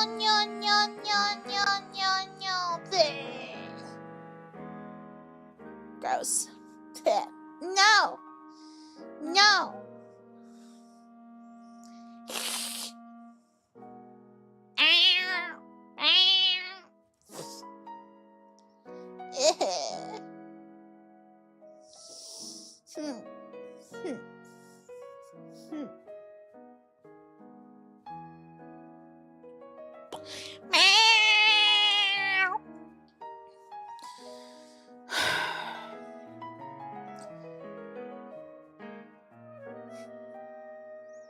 I see why you'd think that, I suppose. Still, my intention wasn't to sabotage your plan.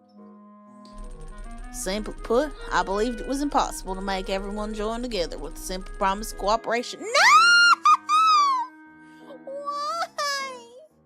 Give me my hair back.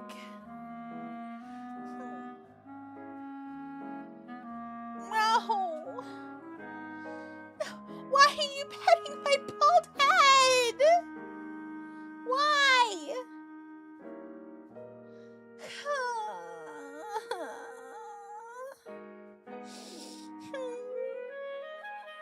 You're so mean to me.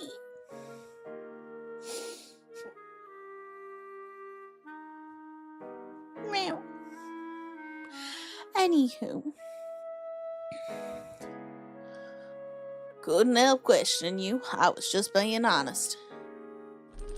My viewpoint is somewhat different, but we're both looking for something more than just survival. In that sense, I see you as a potential ally. Interesting. Don't believe me? I'm not quite sure.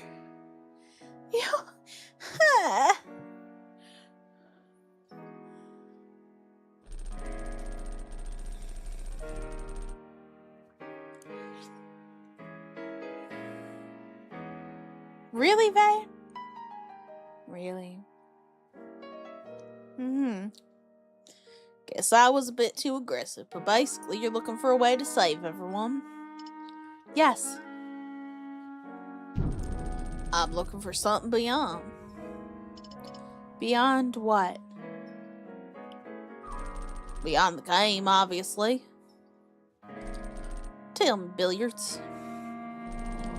Are you with them? Huh? With them? Could take that as a no, but it ain't that simple. Who do you think is the culprit? Whoever put us here? No idea. What wasn't the question? What? No, it's just, I don't know.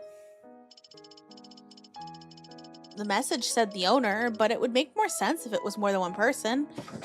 We barely have any info. Barely, you say? I see. I mean, barely, as in we can only theorize. Right. Anything else? No? I see. Dart's turned around, ready to leave. Wait, explain yourself. Dart stopped and slowly turned again, staring at him. If your intentions are genuine, listen well. There's one way to beat them, and it ain't what you're proposing. They have the advantage for now. Not everything is lost. Not as long as we have an ace up our sleeve. What ace?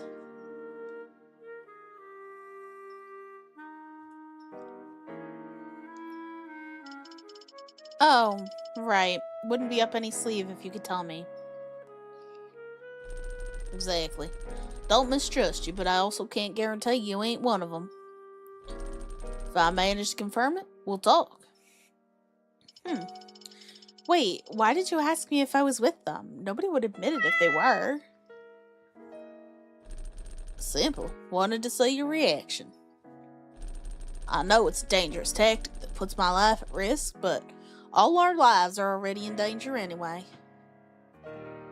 Fair. True. One more thing. You asked if I was with them, our captors. Does that mean you think one of us is... I'm sorry. You asked if I was with them, our captors. Does that mean you think one of us is with them? For now, make your own conclusions. He got closer to him again, invading his personal space, and whispered, But don't talk about this conversation to anyone. Even I could be one of them. I'm not, of course, but keep that mindset. Don't trust anyone too much unless you're absolutely sure of their innocence. One last thing. There's already someone coming for me. If you sense or find anything, I'd appreciate it if you tell me. Raise my confidence in you. And if you are with them, consider this a declaration of war, though I highly doubt that's the case. Interesting. Both took a step back, almost timed.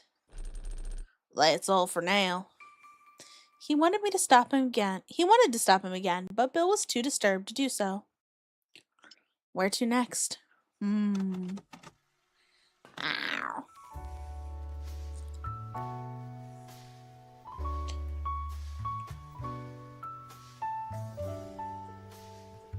Just 2 locations? Okay. He decided to go to the lower section where they carried out the council. There he found someone unexpected. Coffee. Even though he still barely knew them at all, he felt like the one he knew the least was her. Since he'd woken up, she had been the one to speak the least, and yet those few times where she had attracted everyone's attention. She seemed to talk only when she had anything meaningful to say. Perhaps she was harmless. Most likely, if the possibility she was hiding some bad intentions wasn't leaving his head. It was for that reason that he wanted to try talking to her one more time. Not only for the need to avoid anyone getting hostile, but also because he was simply worried. A plan. In order to avoid another embarrassing failure, which wasn't great for his self-esteem, he needed a strategy. Think.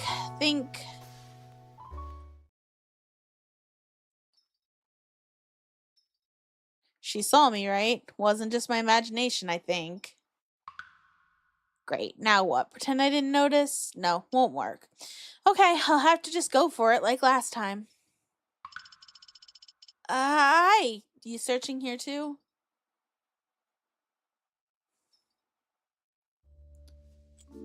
Yes. Me too.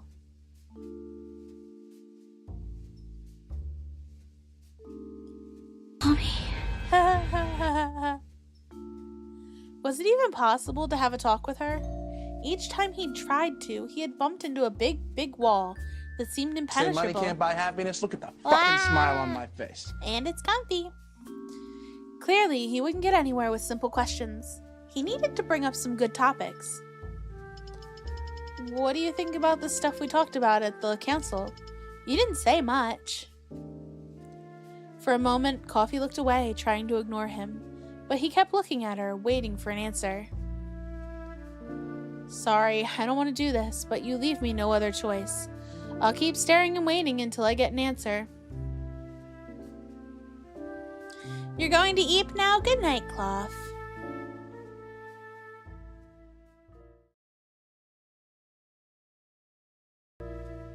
While he wasn't expecting any success, it finally worked out once the awkwardness made it impossible for her to keep acting like she was alone.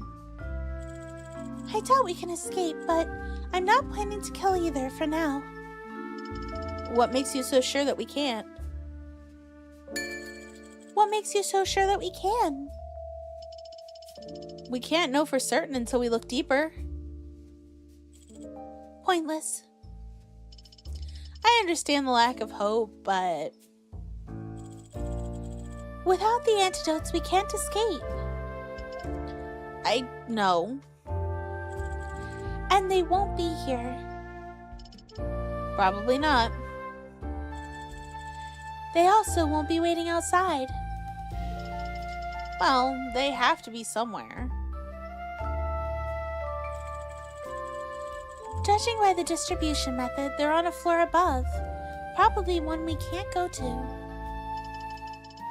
They came down from a lift, so yeah, I guess they're above us. But there has to be a way up. Something that owner must be up there lowering them. Someone. So there should be... Oh, shit. I hit the button. There should be some stairs or something.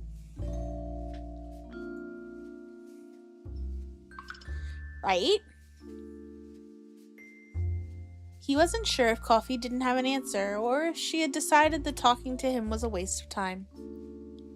Really, they could only speculate.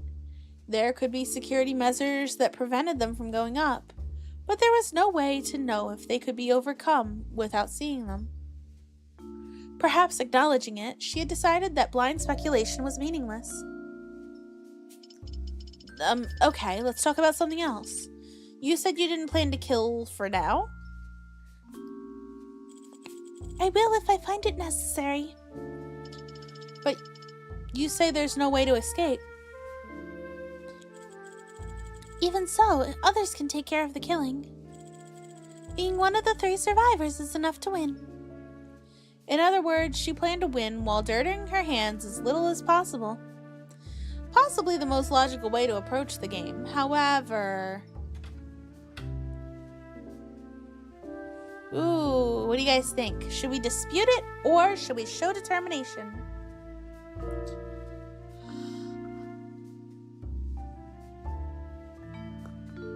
Meow, meow, meow, meow.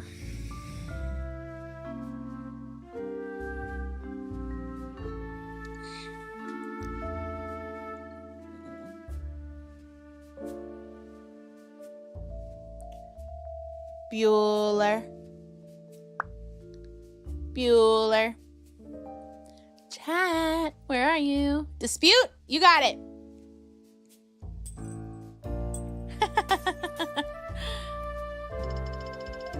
Do you think surviving is easy? Is that why you're keeping away from us? I think that that'll just put you in more danger. Sometimes we need others' help, and hiding away will only make you more vulnerable.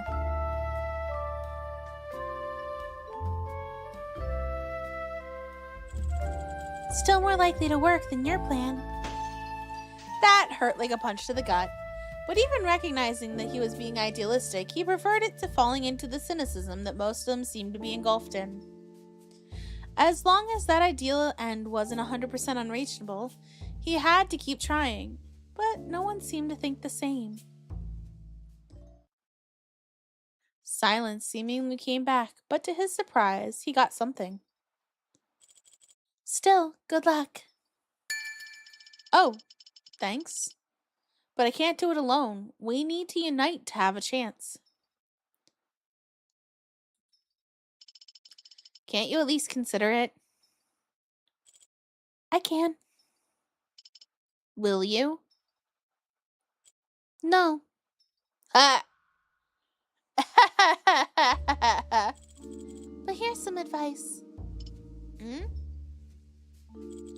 Even if you manage to save everyone, it will come at a price. And that price might not be worth it for you. Now that was truly unexpected. He had no idea what she meant. It was too ambiguous. What price?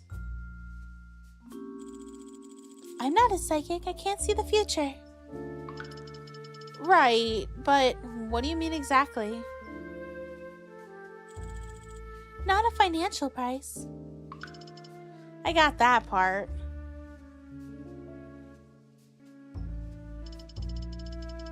You're not going to leave me with the suspense, right? A goal like that would require a sacrifice. With that, she turned around and left. At least she tried to. Wait, that's not how you end a conversation. She seemed annoyed, but Bill wanted to keep digging into the meaning behind her words. Are you saying someone will have to die? Are you referring to number 2? No. Then it's just a hunch, that's it. Something or someone will have to give. she tried to leave again, and again he tried to stop her, but this time he got no response. Given that, he decided to let her be, as it was preferable to gaining her hate. With that done, it was time to move. I think there's only one more place for us to go right now. Yeah.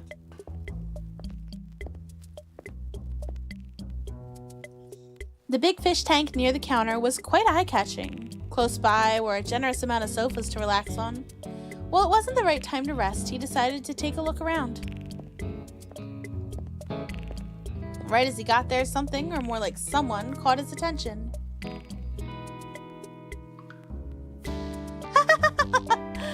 Lime, laying down on one of the sofas. At first, he thought she was sleeping, but one of her eyes was open. Her gaze, pointing somewhere on the ceiling, gave away that something was on her mind. Before he could say a word, she greeted him first. Hey, Billboard! These sofas are the bestest! Try one! Your body melts into the pleasure like being on paradise. She almost made it sound like an ad. They did look comfortable, but considering the circumstances, he didn't like the paradise part one bit. Besides, the fact that the place was no heaven was indeed closer to the opposite. He didn't wish to depart the land of the living anytime soon. Lime, however, seemed oblivious to those unfortunate implications. In general, he wasn't sure if Lime realized that their lives were in danger. She obviously knew about the game and its rules, but she wasn't looking at taking it seriously whatsoever. Until then, he had interpreted it as blind optimism, but maybe it was that she didn't care about losing. Maybe she didn't think her own life... Maybe she didn't value her own life enough, or perhaps she was confident in her victory. No, I shouldn't be thinking this. Trying to shake off those thoughts, he sat down in the sofa opposite to hers. Actually, not bad. Very soft. Yeah, the softest. Like a cloud.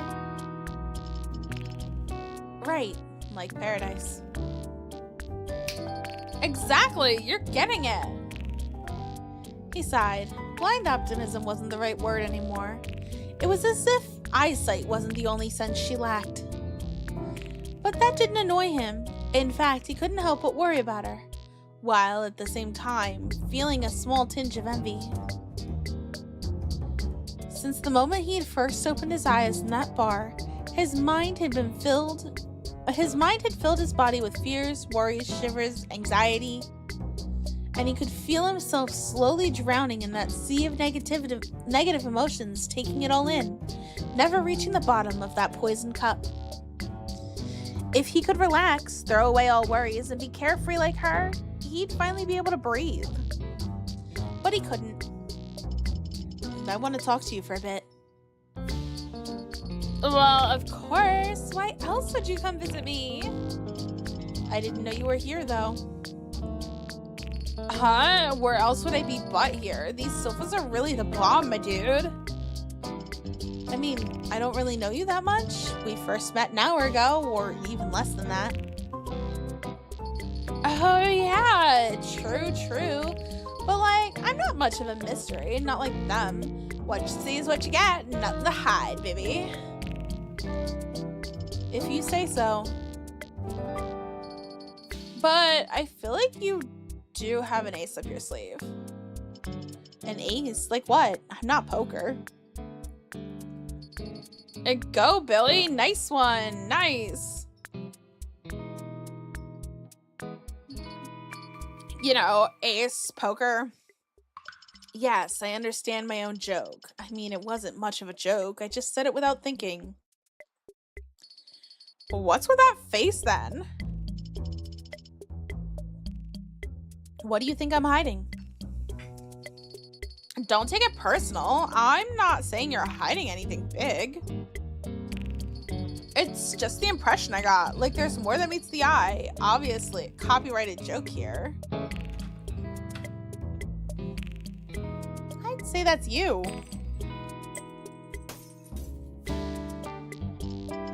Copy? Oh, right. Anyway, I'd say that's you, actually. Me? People call me special a lot, but not in the good sense. Sadly, doesn't surprise me. Even if I was, though, my life is pretty normal. Always have to make up stories to seem more interesting. Like what? Well, once I said some UFOs got me and whisked me away for a Milky Way tour. Only the Redux version, though, the highlights. And then aliens from some other galaxy showed up and started an intergalactic war with me as the audience. And before dying, one of the aliens revealed he was my father. Did you seriously tell that to someone? Lime, what the fuck? And their minds were blown. Yeah, that I believe. I mean, dude, if I'm making some shit up, might as well go big. What's the point otherwise, you know?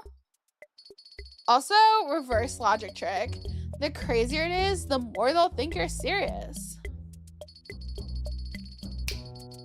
It's like a kid saying a dog ate their homework. Either he's trash at making up excuses or he's being serious. In your case, I feel like they think there's something wrong with you instead of believing it. Bill was baffled. Talking with her was like trying to learn a new language. So, what are you here for then? Heard the call of the sofa too? I'm feeling the call of the sofa. Jeez, I'm like over here yawning my head.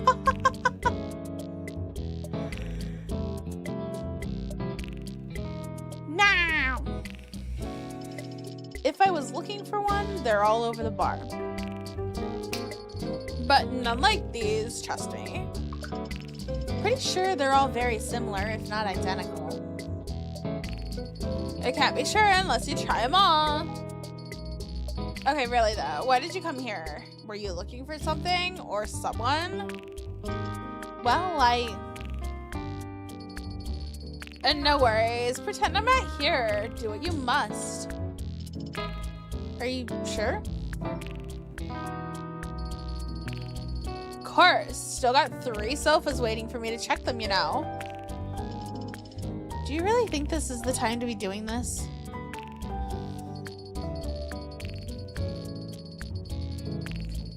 If not now, when? Don't think I'll be visiting this place twice. Besides, laying down is what we all need the most right now, especially you. At this rate, the stress is gonna make your head explode. Kaboom! Sure, having some time to relax would be nice, but the rules will make deaths inevitable in just 5 hours. And then in 9, we're too pressed for time. What's with all this pressure you're on? What are you, a scuba diver? You're billiards. One simple tap to the right ball and you can win the match. You only need a bit of luck. Auntie Lime's advice, words of wisdom. Careful though, next one won't be free.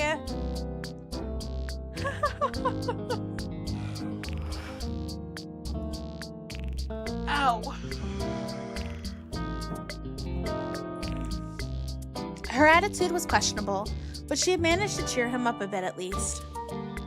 Maybe he did need to throw aside all his worries and fears for a bit and take a break. But he didn't think he could. How could he calm himself in that situation? The way Lime made it look so easy raised the chance that she really believed in her survival, or that some other reason she didn't need to worry about. Or that for some other reason she didn't need to worry, there we go. Or maybe it was simply her personality. So, were you just taking a walk or were you looking for someone? Yeah, something like that, I guess. He couldn't mention his objective. According to the rules, it had to be kept secret for the whole hour. If you change your mind and want to join my sofa worship cult, come see me again. We're always open to new recruits, remember? But if you choose not to, that's all I got to say. Good day, sir. And with that, she closed her eyes. Is she going to sleep? It was best to go somewhere else.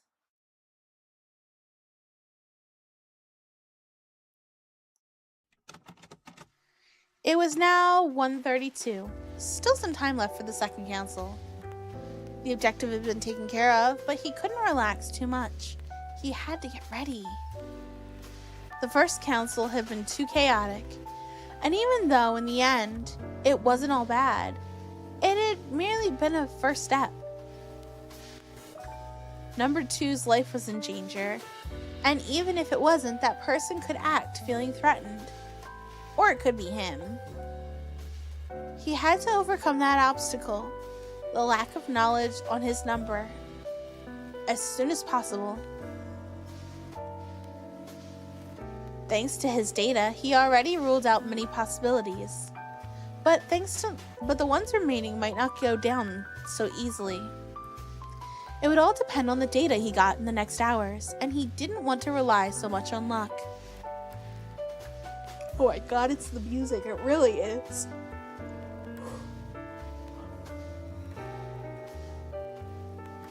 It's so relaxing! Ah! Again and again, he looked at the contents of his barman in search of any mention of his number. He was sure it had to be somewhere, but no luck. Was there a reason? Or did nobody know their numbers? That would make the game too complicated. It would make no sense from the owner's perspective. And if that was the case, it'd be unlikely for nobody to mention it. Maybe he should ask someone in private, with no intention of playing seriously.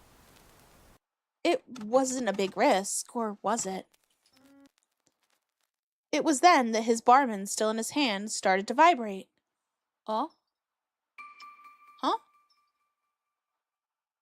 It was a small vibration, barely making any noise, but that could be clearly felt by touching it. Its meaning was made clear by looking at the screen. Message received. Okay. 8. Messaging is only allowed when responding to a received message requiring a coherent response in less than 10 minutes after being sent, unless the council is underway. He quickly went into messaging, until then empty, which now contained one thing.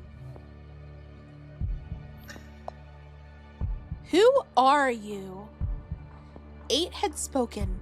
With the possibility of being 8 out, now only 2 options remained. His number could wait for now, however. The conversation was more urgent. The message's brevity was quite striking. It made sense, though. The messages didn't show any names, only the number, so being brief and to the point seemed to be a good way to avoid being identified. Unfortunately, his own number did not appear, nor could he check every chat room without breaking Rule 8. I have 10 minutes to answer, but I should get it done now. That seemed to be the perfect chance to reveal his problem without revealing his identity. But before that, he checked his surroundings. Vodka, cigar, piano, and cocktail were still drinking and chatting on the counter with no one else around. Could one of them be 8? Writing short messages without being suspected wasn't too difficult, as everyone carried their barman and frequently checked it.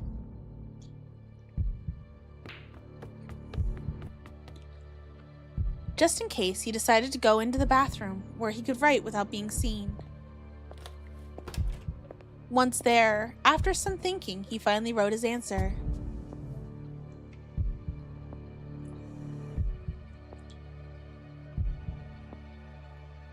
Don't know. Most likely not the answer 8 was expecting. And indeed, the response didn't take long. Amnesia? I don't know my number. That's impossible.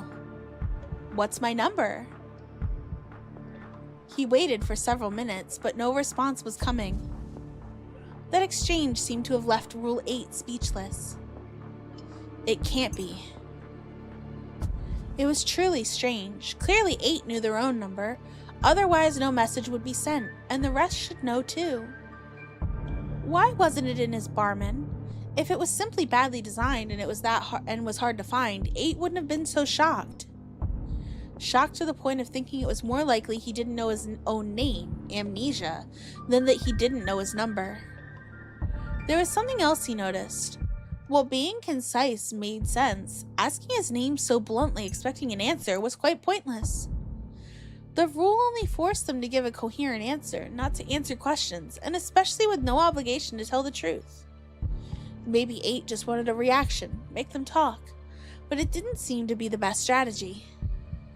He wanted to ask, but sadly the rule only allowed for responses, which he had already done. If 8 didn't talk to him again, he couldn't say anything else. After some time waiting for a response and none arriving, he got out of the bathroom. The uncertainty appeared to have increased.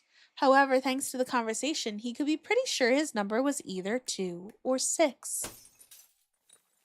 What do we got here?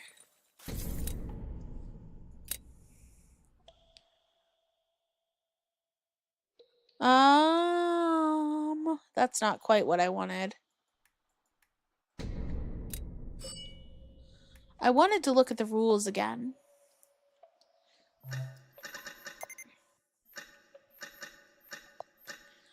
Well,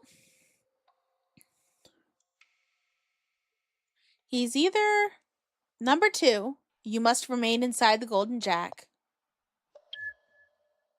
or we're number 6.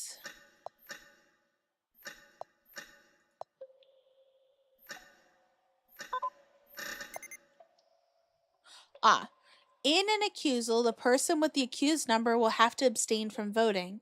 If a majority is reached but the chosen person is incorrect, those who voted for that person won't be able to vote for them again. Huh.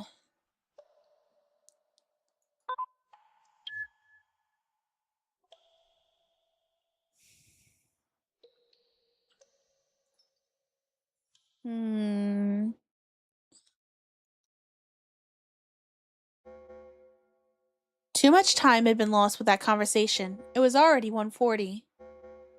Just 5 minutes left for the start of council, and the only things he had accomplished were surviving for another hour and getting closer to his number. He'd have to improvise again. Without wasting any time, he ran to the same area where they'd done the first one. Some were already there waiting. Right on time, I see. Yeah, I guess. He sat at the same spot as last time. Where are the others? Poker, gin, lime, and coffee were still missing. I should probably save, actually. Let's save real quick. Wait, where is the save button? Is it in here?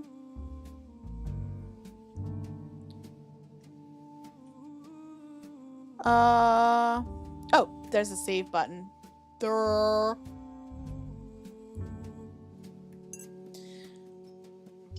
Oh, Poker and Jin said they were going to play chess.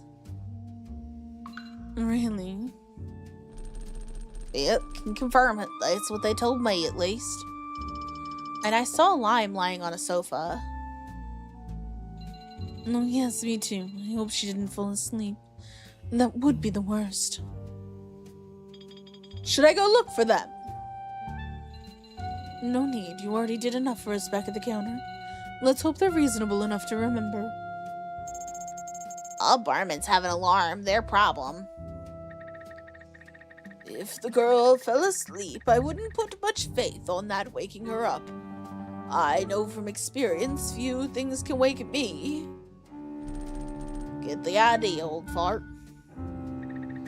The building could collapse and I still wouldn't get up. Nothing like some good sleep. Yeah, true. Coffee came at that time, speechless as usual. She sat in her seat, raising her hand as her only greeting, like a student raising their arm at roll call, though much less enthusiastically. Not that they could blame her. Nobody wanted to be there either.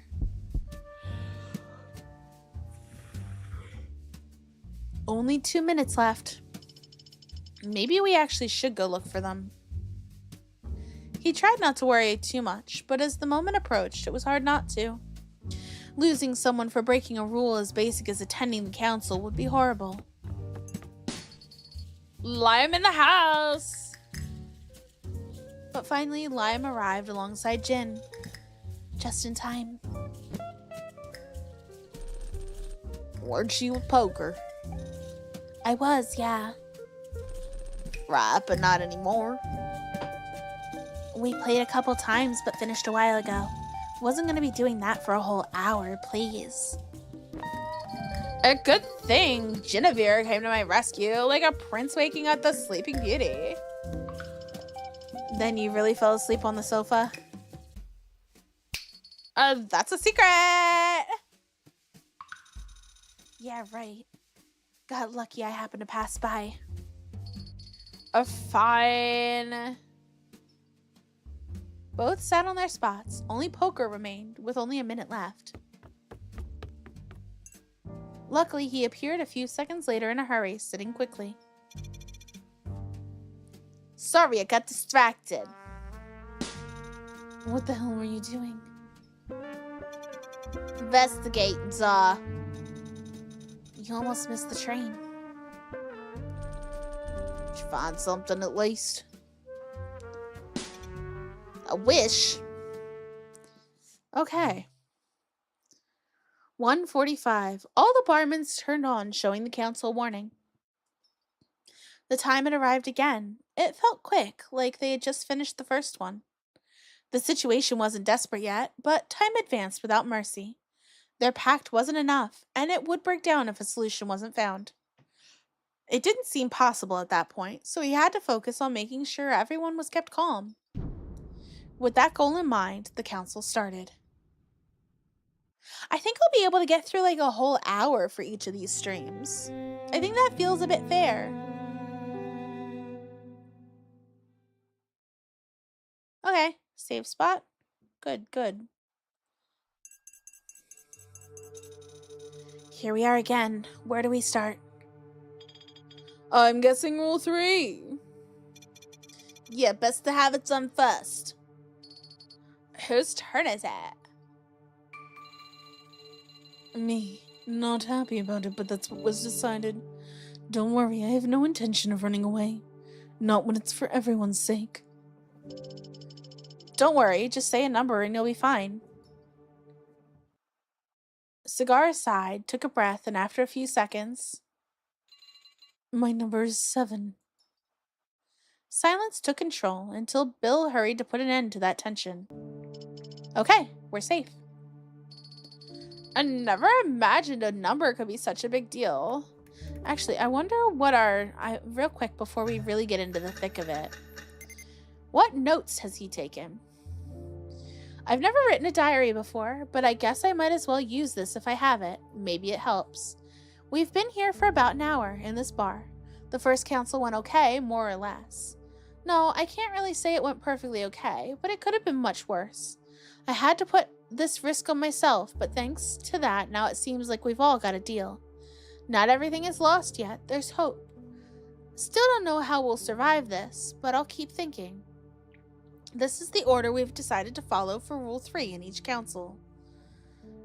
Council 2. Okay, and that gives us the thing. Okay, cool. That's all we got in there so far. Never imagined a number could be such a big deal. Right, because as we all know, numbers aren't important in life, please. And not mine. Well, money maybe, and other stuff, I don't know. You aren't rich, are you? I'm more like the opposite, really. Most of us here probably don't know what that's like, I'd say. Goddamn money always being a problem.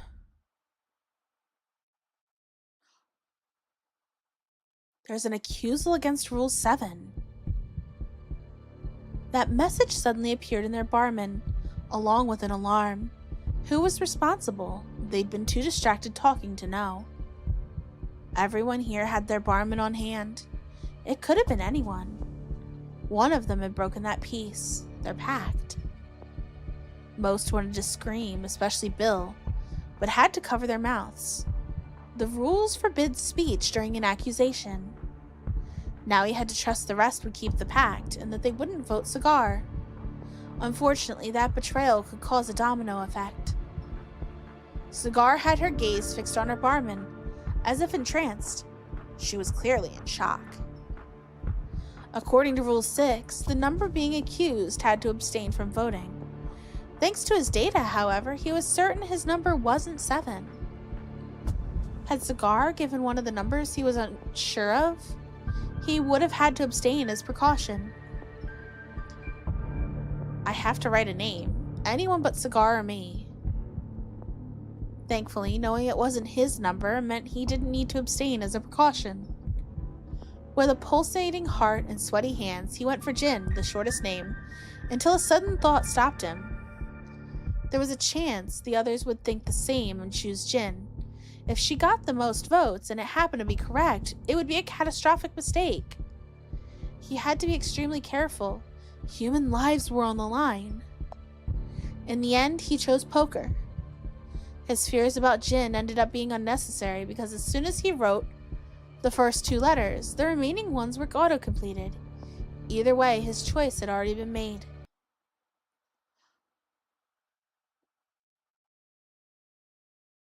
Cigar has obtained a majority vote. Oh no, Cigar is gonna have to tell her number.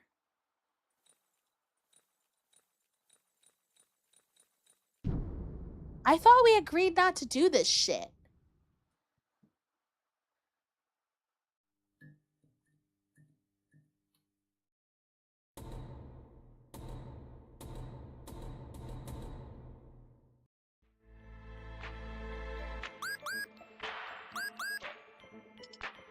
No! Ooh. We had a deal, right?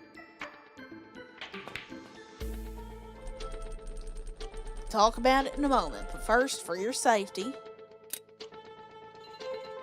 Should what? Was it you?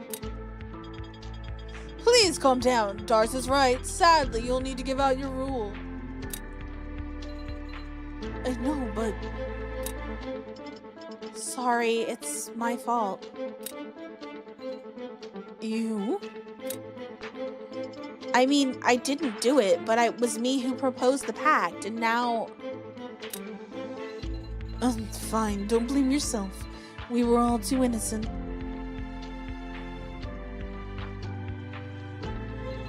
My real number is... It's 5. Oh. Well, one mystery down. Don't worry, madam. At least now they can't vote for you again. I suppose.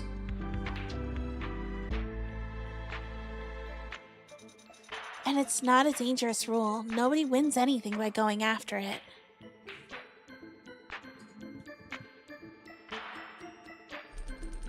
It's the safest, in fact. Even if we know it, it can be changed later for a different one and you'll be safe again. Wait, that's only true if somebody dies. Sure, after this though...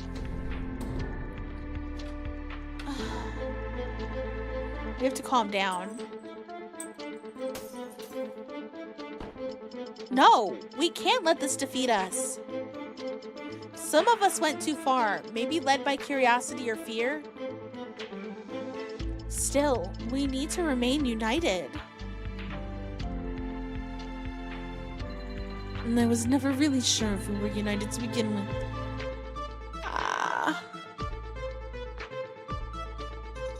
Clearly not. Even if that's the case, this alliance needs to survive if we want to survive ourselves. You expect me to forgive people who tried to kill me a second ago? They couldn't kill you, just reveal your real number. And it wasn't very useful. What?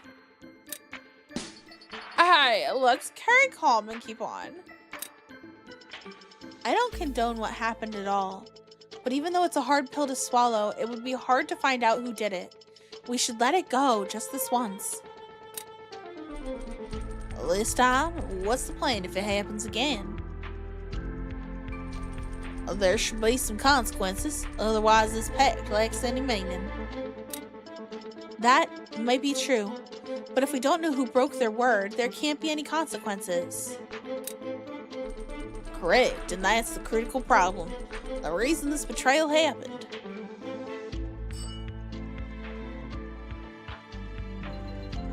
I admit that in my case, being discovered as 5 isn't as bad, but for others... Whose turn's next on the third one? Mine! Still planning on following through with a number next time? Now's the time to speak up.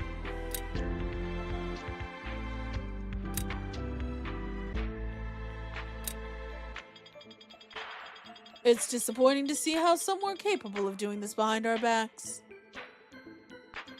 I'd be lying if I said this didn't make me question whether I should continue to be a part of this alliance. But regardless of my reservations, someone has to do it to keep all our antidotes in reach. So, to be honest, I'm ready to keep my word, but only if by doing so we can truly escape. Now that you mention it, we have yet to talk about it. About? We need a plan to escape. This pack is fated to fail without one. right. We need Rule 2, right? It's the only way. Yes, we need their cooperation, but... if 2 was willing to help, they'd have done it by now.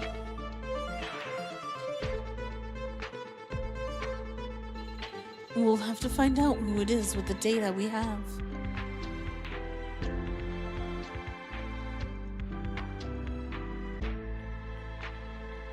It might be the only way, but if we do it by force, they could oppose us.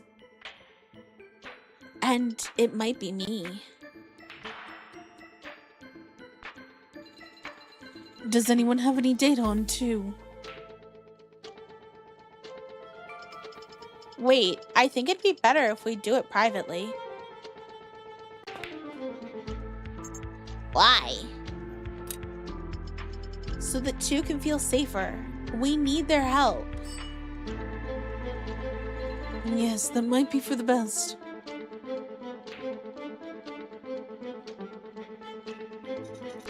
Even then, I'm not sure that'll work. If only 2 can go out, we won't get very far. So, what shall we do? Take a wild guess, girl.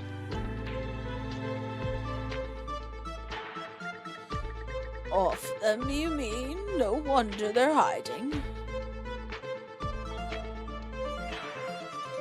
I'm not saying that that's the only option. But it is, right? Who knows? After that, the discussion stagnated.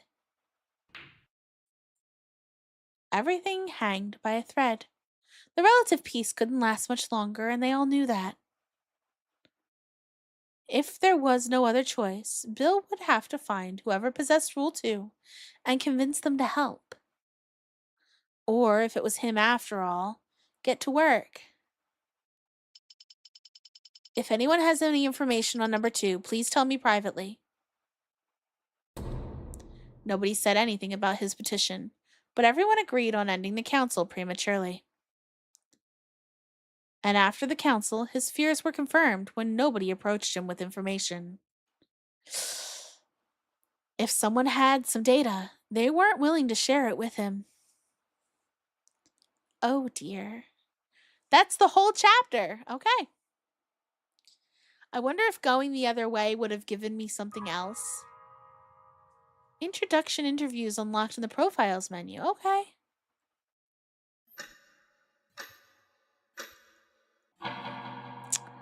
Well, that was chapter 2.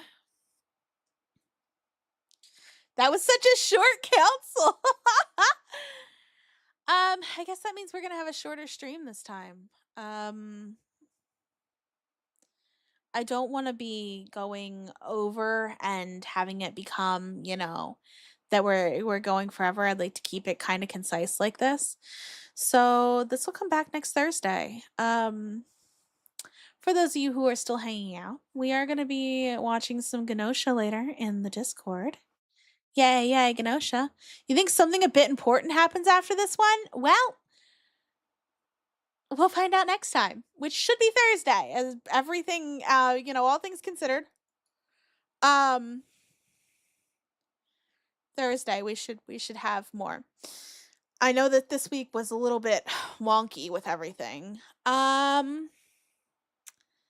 Let me think. Tomorrow night, Undertale. Provided everything goes as it's supposed to, Undertale. Sunday night, your turn to play. I don't think we've decided what we're doing yet. We'll figure it out.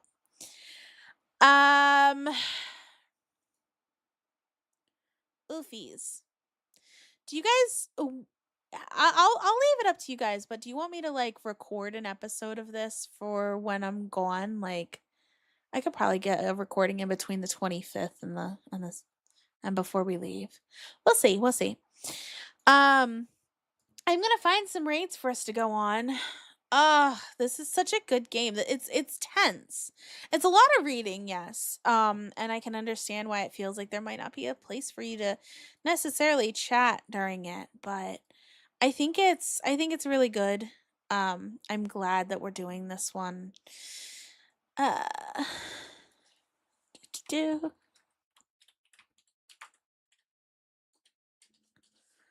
I know where we're going on Twitch at the very least. Clicky. As for YouTube, oh, of course we'll go here. Seems about right. Copy this. Pasta that. Meow, meow, meow. Yeah. Pasta. There you go. Okay. I think that's going to be it for tonight. I will keep you guys as updated as I can if something comes up and stream's not going to happen or if it's going to get changed or what. I know that I've got a lot going on right now and I've been a little bit spotty and I'm sorry. You guys know how much I try. I try very hard to be as consistent as possible and it's been absolutely insane lately how bad things have gotten.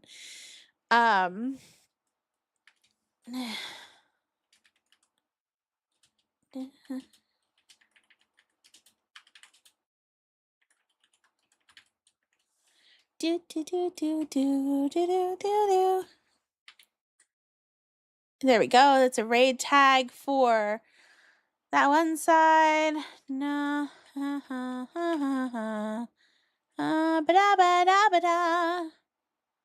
Meow, meow, meow. Ba ba da ba.